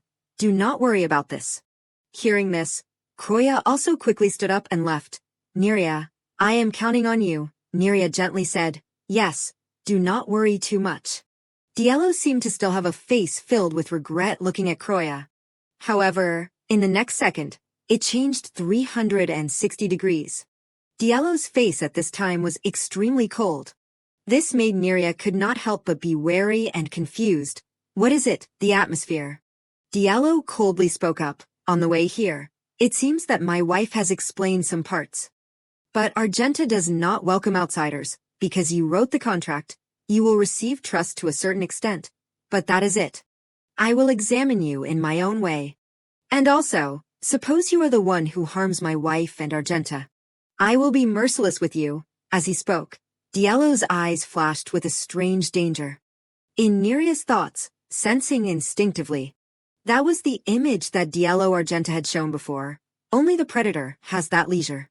The image I have seen until now, all of it is a lie. I can't understand it other than that someone intentionally hid it. As soon as he thought of this, Neria spoke up. Master, do you know your true self? Diallo was silent and did not answer this question. Then he pondered in his own thoughts. Strange, I have lied to countless people, including Croya. Now I feel hesitant. More precisely, it is uncomfortable to deceive Croya. When did it start? At that time, Croya smiled and looked at him and proposed. Let us get married, just for a year. Even bolder, even deeper, let us try to love each other. The more he remembered, the more Diallo thought, even though I know it is just acting, I still feel ambitious. I want to be closer to you. I want to have you. I want to receive all your love. I want to seduce you with the original image of Diallo Argenta. While he was lost in thought, Neria's voice rang out again. Do you think you will continue to deceive the master? Diallo calmly replied, let us just assume that is the case for now. But deceiving the madam is the same. As soon as he heard this, Neria fell silent. He stood up and said, please show me the lily. I will erase it with magic. Diallo slowly took off his shirt. In the next second, he revealed the lily on his body. Diallo approached and asked, how is it? Can you do it? The lily on his body showed every detail clearly. The more he looked, the more Neria thought, so this is the Duke's lily. I can feel the strange magic for sure. Then, he quickly affirmed, it is completely possible. Then, let us start right away. Diallo replied, okay. In the next second, Neria reached out to him. His power slowly blurred the lily on Diallo's body. The lily immediately disappeared afterwards. This could not help but make Diallo very surprised. Then he spoke up. It is done. So the madam was telling the truth. He put on his shirt and said, you worked hard. At this moment, Neria suddenly interjected, I want to say one more thing. This made Diallo could not help but be suspicious and confused. As he walked forward, Neria continued to say, I will eliminate everything that harms the master. Even if that is the Duke of Argenta, Neria affirmed confidently to Diallo. As soon as he heard this, Diallo smiled and replied, okay. Just sacrifice your life according to the contract. Neria, on the contrary, was still calm before the statement, and left while saying, Even if I do not say it directly, I will do it that way. Then, please excuse me for going first. As soon as he was alone, Diallo secretly thought, the thing that I do to harm Croya will absolutely not exist. Absolutely, Diallo affirmed with certainty. Gentle sunlight fell on the ancient castles. Croya's voice rang out softly. Oh my God, really? The wound on her hand had been treated. Croya smiled and said, so you have hidden Diallo's lily. That is really fortunate, Mr. Neria's contribution is very big. Piel slowly replied, yes, but only one flower has been hidden. She heard this and said, compared to erasing all the lilies to deceive the two families, not having one looks more natural. So it is okay. I feel more relieved now. I can attend the meeting peacefully, and I just need to sign the Daisy Forest contract. Piel saw Croya smiling brightly and said, Madam, I also need to report a related matter. What is it? She said. The transaction has been broken because the buyer bought Daisy Forest at a higher price. She heard this and froze, as if she had just heard something earth-shattering. Croya hurriedly put the teacup down on the table and asked, what? Right before signing the papers, what is this case of no business ethics? Who on earth is it? At this moment, Diallo gently opened the door of the room, on his lips still a cheerful smile. He asked in a low voice, Croya, can I come in? Croya saw him and did not show any surprise. You also came in first today. Diallo quickly noticed her gloomy expression. Why is the atmosphere so serious? I will come in later, she replied. No need. It is okay. Diallo asked with concern. Your face is dark. Could something be wrong? Croya sighed softly, yes. She sadly put her face down on the table. Someone found and bought the forest that I had my eye on and was planning to buy for a long time. He was a little surprised by this. The matter, so that is it. He looked down, but why are you planning to go into this forest? Croya, tears streaming down, while sobbing and replying, because later that forest was dredged with canals and became very prosperous. It is directly related to my peaceful old age. It turned out that was just the answer in her mind. Croya sighed again. Those words can't be said. Anyway, that place is very far from a Lowe's and Cardial. So the risk of being attacked is very low. Most importantly, there is a very big river in the forest. The air is also good, and it is quite quiet, so it is a suitable place to live. Of course, there will also be trouble due to monsters. She put her hand on the map on the table. But because there is a big river inside the forest, dealing with monsters is not a problem. Diallo heard this and twitched his lips, looking thoughtful. He pointed to the map. There is a river. The air is also good, a very quiet place to live. What about this place? Croya frowned, her whole body trembling. This place. She angrily shouted, it is the forest in the Argenta area. Diallo smiled playfully. It is similar to the conditions that Croya gave. I am afraid that Pharaoh who is coming soon will definitely not be happy to know that I am still staying in Argenta. He immediately promised. I will try to persuade her. So do not worry. She frantically refused. No. In her heart she thought, you are so kind that I feel like a con artist.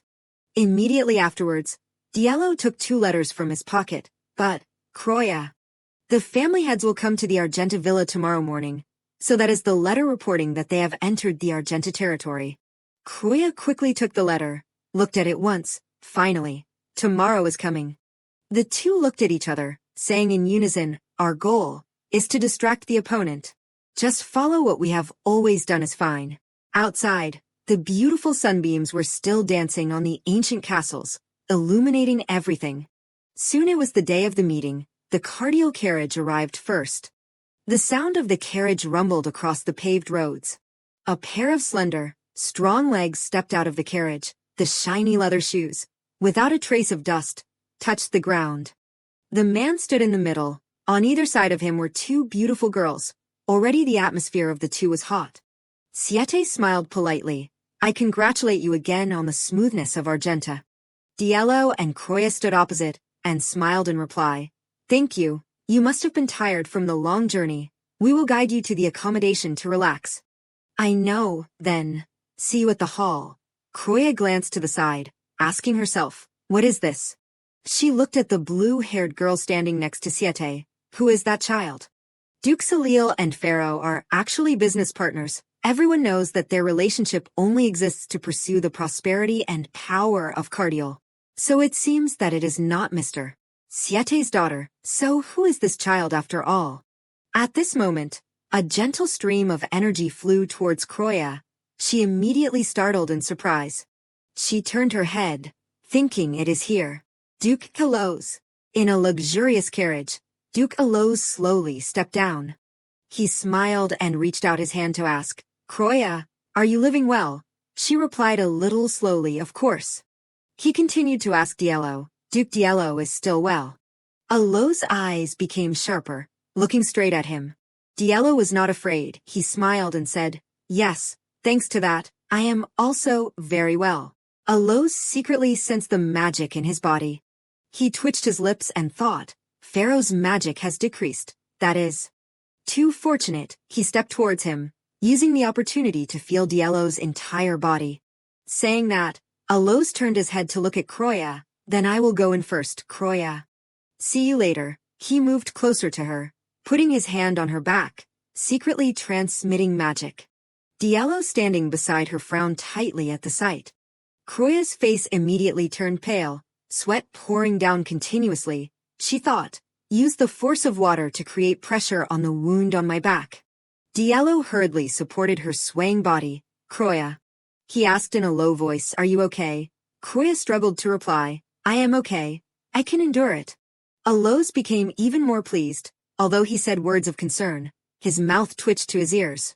Oh my God, my daughter looks too stressed. It would be better for you to rest before the meeting.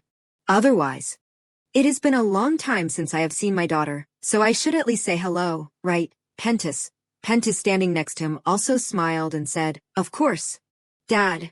In his heart he felt very dissatisfied. She is cold to death and still say hello. She saw this scene and frowned, thinking, the expression is getting worse and worse. Pentis is good at disguising, even when Dad is pressing me with the power of Alose. He still makes it look like it is a legitimate thing. Damn it. Alose and Pentis separated, each going in a different direction. Talk and then come back. Yes. He walked over to Croya. The relationship seems good, Croya. She frowned looking at his face that was close, wondering, aching symptoms. Can also withstand Pentis's power. Pentis took Croya's shoulder, using magic on her wound, just like Alose did. Rest. He twitched his lips gloomily. See you later. Diello worriedly supported her. Croya, are you okay? Her eyes were empty, her mouth was still answering, yes, I am okay. In her heart she thought, there is nothing at all. Pentis Alose's power is equal to mine. If there is a strong water control ability that threatens someone with a weak water control ability, then it is the principle of a kind of power that makes people only know how to endure. Pentis Alose is the person who has been designated as the next family head. I thought that compared to me, he has a stronger water control ability. But there is nothing at all. In this villa full of scattered sources, not only does the water not make things difficult for me. On the contrary, it makes me feel comfortable. Croya smiled gently. Clearly, the water control ability of me and Pentis Alose is not much different. Diello saw her lost in silence and became more worried. Croya, are you really okay? She smiled brightly and looked at him. Better than I thought. I probably just need to rest a little before the meeting. But in her heart, she was still calculating. Although I was not damaged by Pentis Alose, I was still affected by Duke Alose. Let us go soon. Change scene. It was gradually getting dark, the sunset filtering everywhere. In the meeting room of the villa, this time both families had no problems with Cardiel's defenses. But monsters that can use magic have appeared. There have not been any such monsters in Alose. Diello said seriously, monsters that use magic have also appeared in Argenta, similar to in Cardiel. Siete heard this and was surprised. He spoke up. If I had not awakened Pharaoh and a monster that used magic had appeared in the desert, then a big brawl would have occurred. Surely even Duke Diello would have had difficulty. And if he had asked us for assistance, I had planned to send troops to support. But Duke Diello's ability to control fire seems to be superior to what is known. His words were full of implication. Although he was smiling, there was no hint of a smile. Diallo and Croya startled and thought, a sharp attack. Through his gentle voice and calm expression, the coldness was still clear. The Cardiel family head is no ordinary opponent. I can't let my water control ability be exposed. It took Diallo a while to continue. Because of those monsters, I had difficulty on the battlefield. Siete said casually, it is rumored that the Duchess of Argenta also participated in that battle. Yes, that is right. Duke Aloes and Pentis frowned at this, looking over at the same time. Croya touched her wound lightly, gently saying, but I used my original power to temporarily stop it. That is the ability of Aloes, to use life to create a powerful force in a moment, and that power is stored in the user's blood. Argenta's Berserk, using the whole body to burn and explode power, is also a form of original power. Unlike Aloes, Argenta's Berserk cannot be stopped. But the similarity is that the greater the danger, the greater the power. She looked down at her bandaged hand, thinking, on the battlefield that even the Argenta family head could not handle. It is reasonable for me, who possesses insignificant power, to use my original power. By the way, thanks to the contract with Neria, my hand was also deeply injured, so the story fits. Croya smiled and continued, this is the first time I have gone to the battlefield, and the first time I have used my original power. I opened my eyes and saw myself on a soft bed. Who knew Diallo would bring me to safety like that? Diallo gently took her hand. You have worked hard, Croya. She heard that and secretly praised, excellent. Your acting as a sweet couple is good, Diallo. His face was full of pity mixed with helplessness. You really worked hard. Croya saw this expression and was stunned. In a flash she blushed. It is okay not to act so real. Pentis chuckled. The Duke of Argenta seems to really love my sister a lot. Even so, it is lucky you were not injured, Croya thought. What? Not injured? Using the original power that cost lives caused me serious damage. Worthy of being the son of Duke Aloes. Of course, I did not really use it, Diallo said sternly. Croya used the original power that cost lives. As a result, she had to lie in bed for a long time. She could not help but be surprised by his words. Diallo looked angry and asked, so you must say those words, Mr. Pentis. Pentis immediately blushed with embarrassment, quickly denying it. No, of course I am also worried. Diallo did not soften. His sharp eyes still stared at him. Croya also blushed. She was constantly surprised. Siete sitting on one side secretly observed their expressions. In his heart he seemed to be secretly calculating. Pentis shyly said, I misspoke. Duke Aloes next to him hurriedly interjected to ease the situation. If that is done, the meeting seems to be over. It is best if we go straight to the party. Diallo immediately stood straight up. The evening sunset shining through the glass door directly on him. I know. I will move there now. Croya could not take her eyes off him. She blushed and thought, why is he so sensitive? Afterwards, everyone went together to the banquet hall. Now everyone was sitting to enjoy dinner. Even the endless sea of seafood, surprisingly delicious. It is the same as harvesting food in the endless forest of Aloes. Laughter echoed everywhere. Croya was standing on one side, holding a glass of wine in her hand, secretly observing her surroundings. The atmosphere is still moderate. It is said that during the talks, keeping peace is an unwritten law. It seems to be true. At this moment, a tender voice suddenly rang out. Croya Aloes, oh no. MS. Croya Argenta. She heard the voice and turned her head to look at the sound.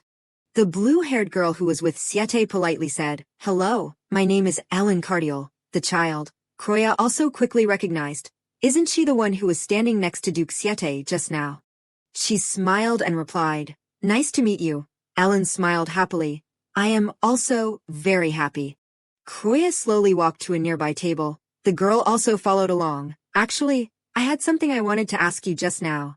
She asked softly, what is it? The girl looked hesitant. I really do not know if I should or not. It is okay, just try it.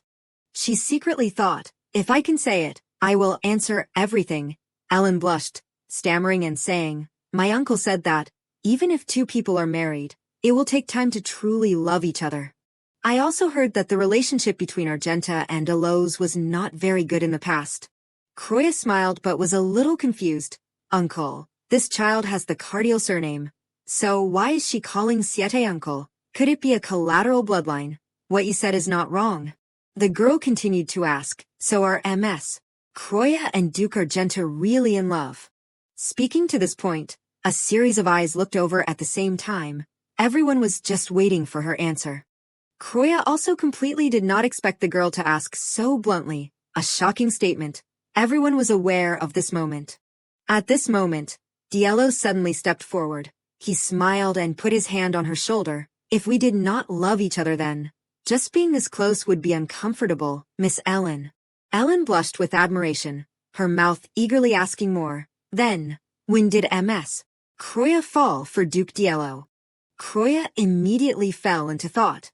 She slowly remembered the time the two of them faced each other on the sea, the gentle sunset shining on both of them. She recalled and answered, "We fell in love on Mull." Diallo very tacitly continued, "It seems that the moment only had the two of us." She heard this and secretly thought, "I do not know about us either. If he says us, then Diallo must have also fallen for me." He looked at her with gentle eyes. "I also first knew that day that the one who used to be an enemy can now also look different." Afterwards, before the eyes of everyone, he hugged Croya tightly. "She is gorgeous and beautiful, making it impossible for me to take my eyes off her." Guests witnessed the scene and all cheered excitedly, everyone's face turning red. Ducalo smiled and raised his glass of wine. "Come on, for the newlywed couple who are extremely romantic."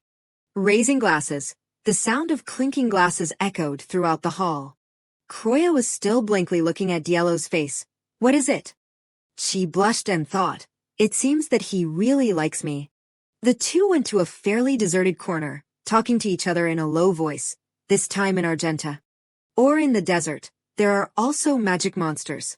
Croya said softly, "Diallo, earlier at the meeting, you got angry, and stood up. It seems that you really got angry." She blushed and looked at him. Diallo smiled gently. He whispered in her ear, "Of course it was real." Croya worriedly reminded, "But, you getting angry like this can attract attention instead. You were so surprised that I got angry." She could not help but remember his face at that time, looking like he was really angry.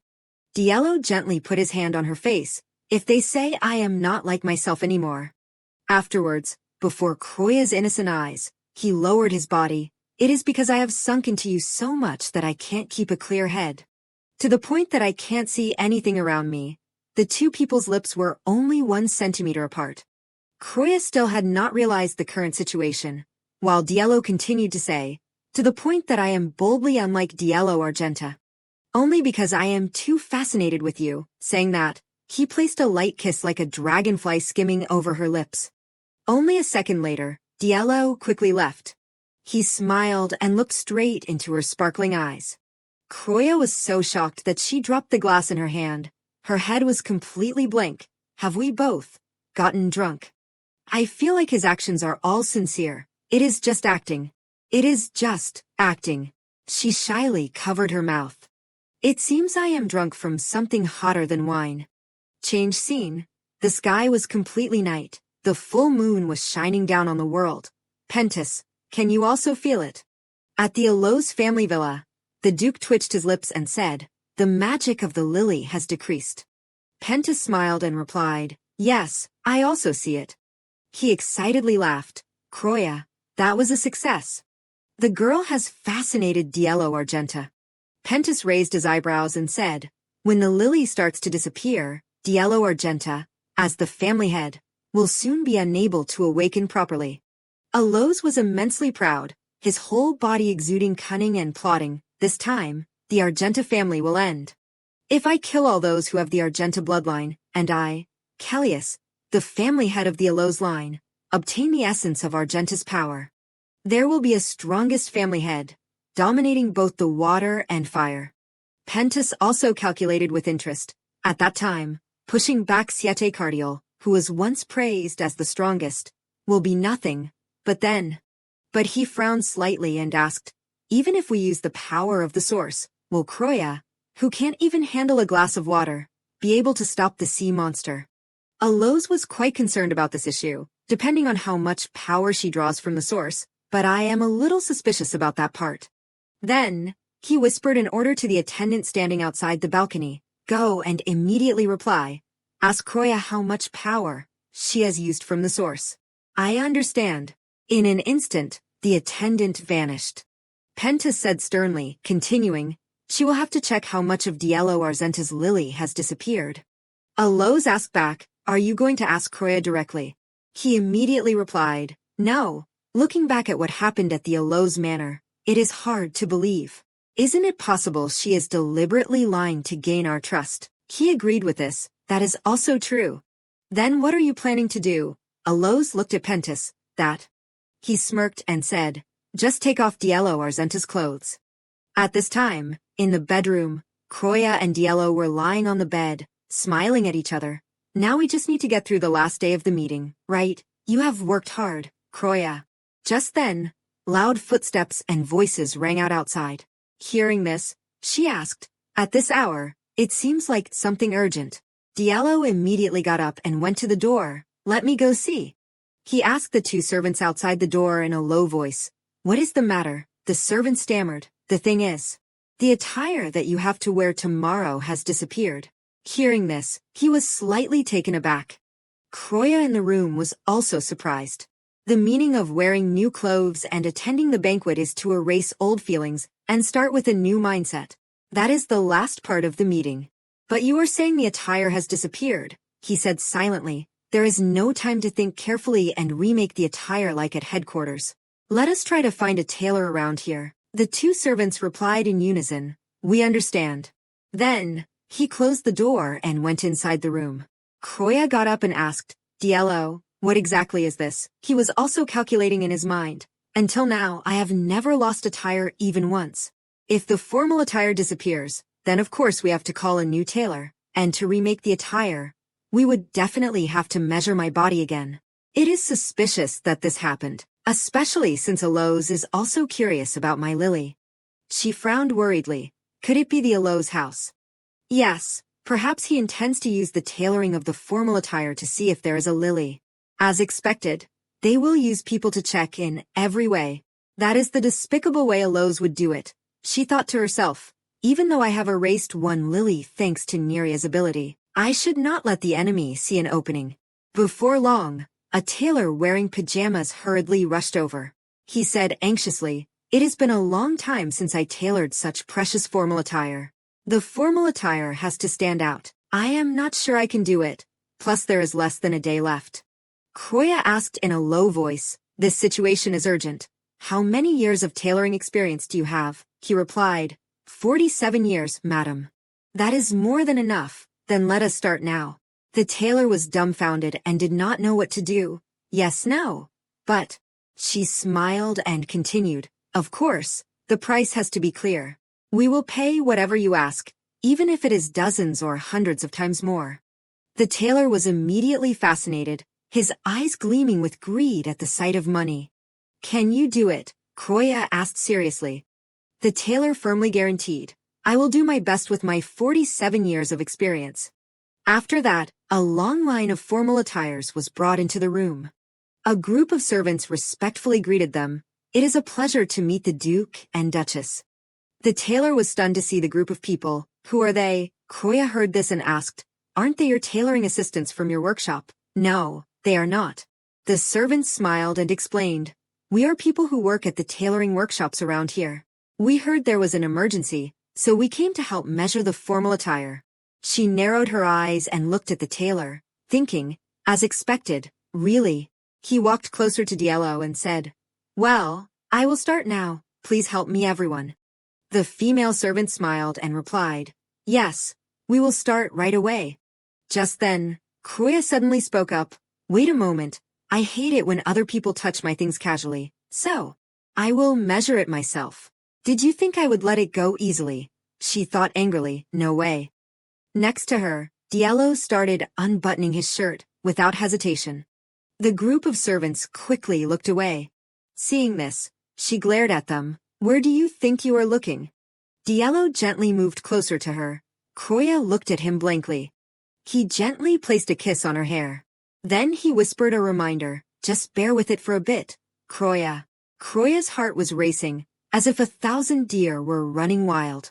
Diallo ignored the people around him and continued to lean down, no matter where I am. His chin gently rested on her shoulder, or what I am doing. The tailor on the other side was blushing and quickly turned his head away. Diallo continued in a low voice, or even if I am working, then I also belong to Croya. His shirt was completely removed, revealing a muscular six-pack body. Diallo just hugged her tightly. The servants were extremely excited. Your Highness the Duke, he has probably taken off his shirt already. I will pick up his shirt. No, I will. Dozens of eyes stared at his body at the same time. But there was absolutely no trace on Diallo's body. The group of people quickly left the room. Just then, a maid suddenly ran in to report, Master, a tailor has arrived at the mansion. She saw Diallo's naked body and blushed, her head full of question marks. Already brought. The tailor arrived already. Hearing this, Croya asked, the tailor already brought them. The maid quickly replied, because I was not sure. I brought the tailor to the mansion as quickly as possible. She is coming so early. The tailor looked at her with tears in his eyes. Then what about me? Diallo smiled and said to him, because maybe my new formal attire won't match Croya's dress. How about tailoring Croya's dress now to match my formal attire? But she frowned slightly and asked, that is a good idea, but the time is too short. Is it possible? Rick, holding Emily in his arms, appeared brightly and replied, completely possible. Croya was surprised to see him, Rick suddenly, along with the person who was presumed to be a tailor being dragged out after sleeping. She said blankly, I understand. I will measure the final dimensions. It seems like he has solved the job in his own way.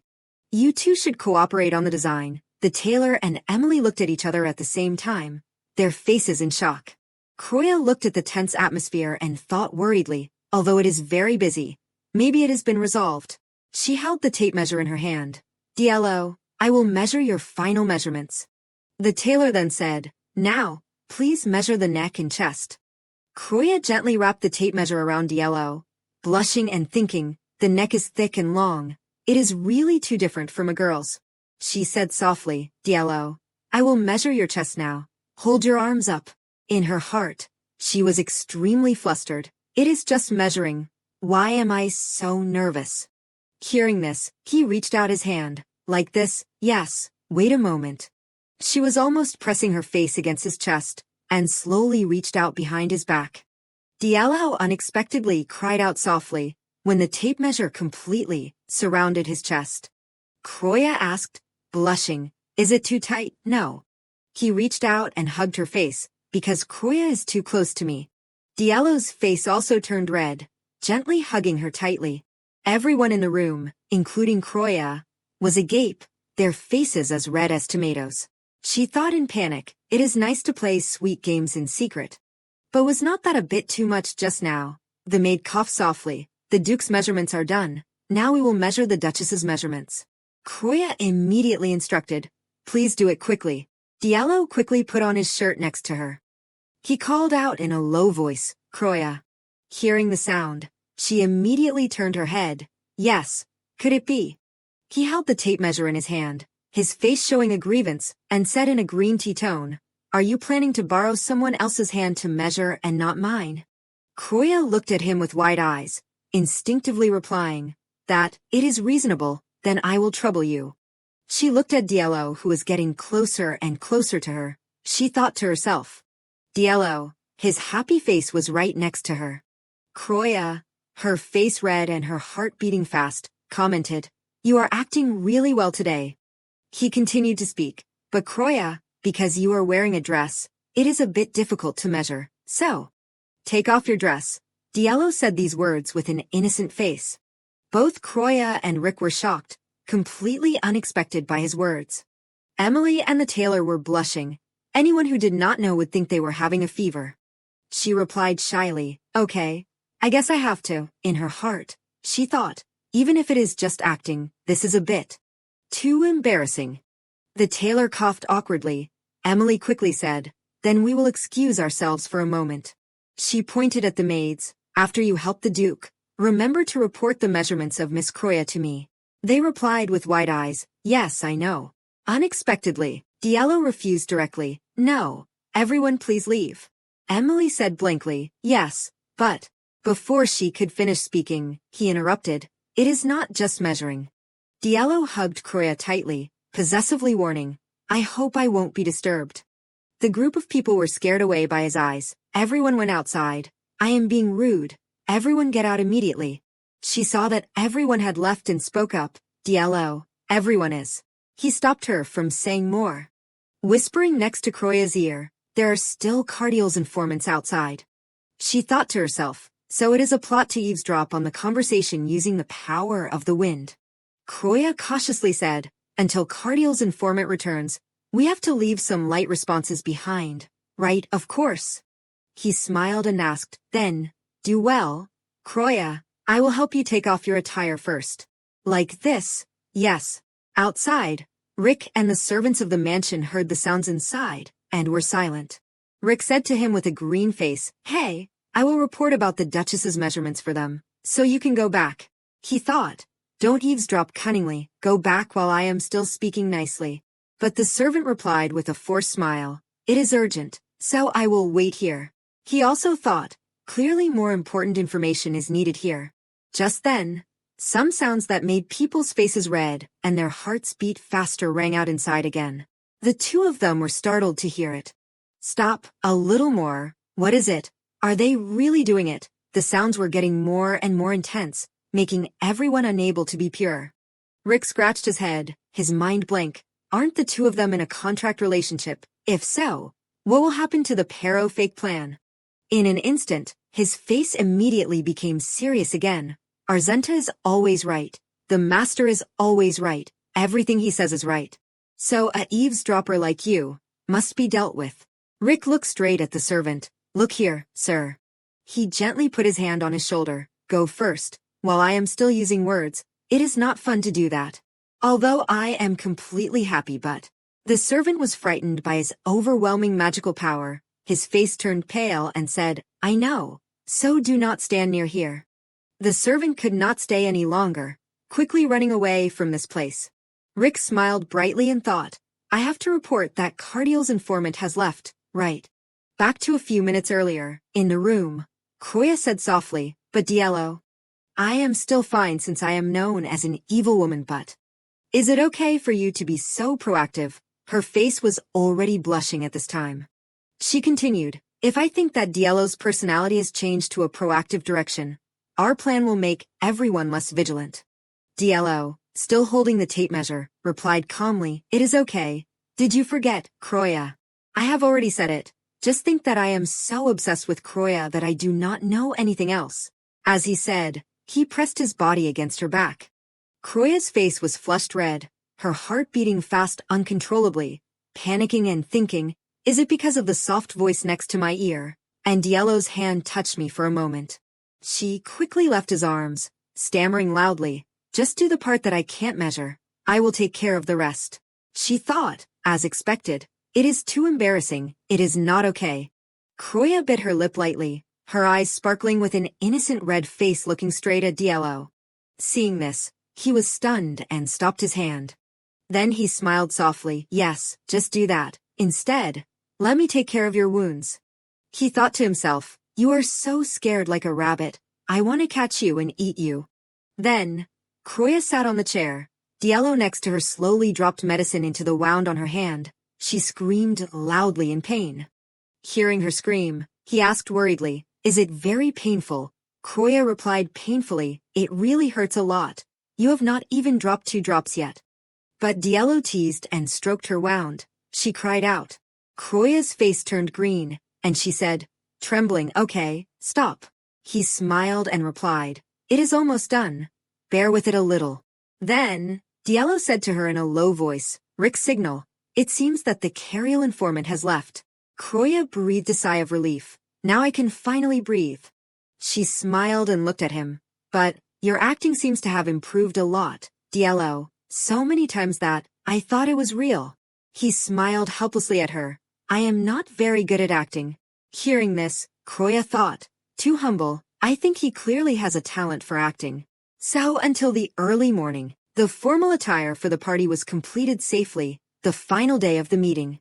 The two of them wore luxurious formal attire and walked into the banquet hall arm in arm. Finally, entering was the host of the meeting, Duke Argenta Diallo and his wife. The whispers immediately rang out. It is really too beautiful. Their formal attire is so beautiful. They are truly the best couple in the empire. Croya also agreed with their words.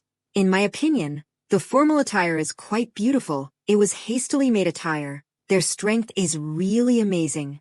So now, all that remains is the final meeting event.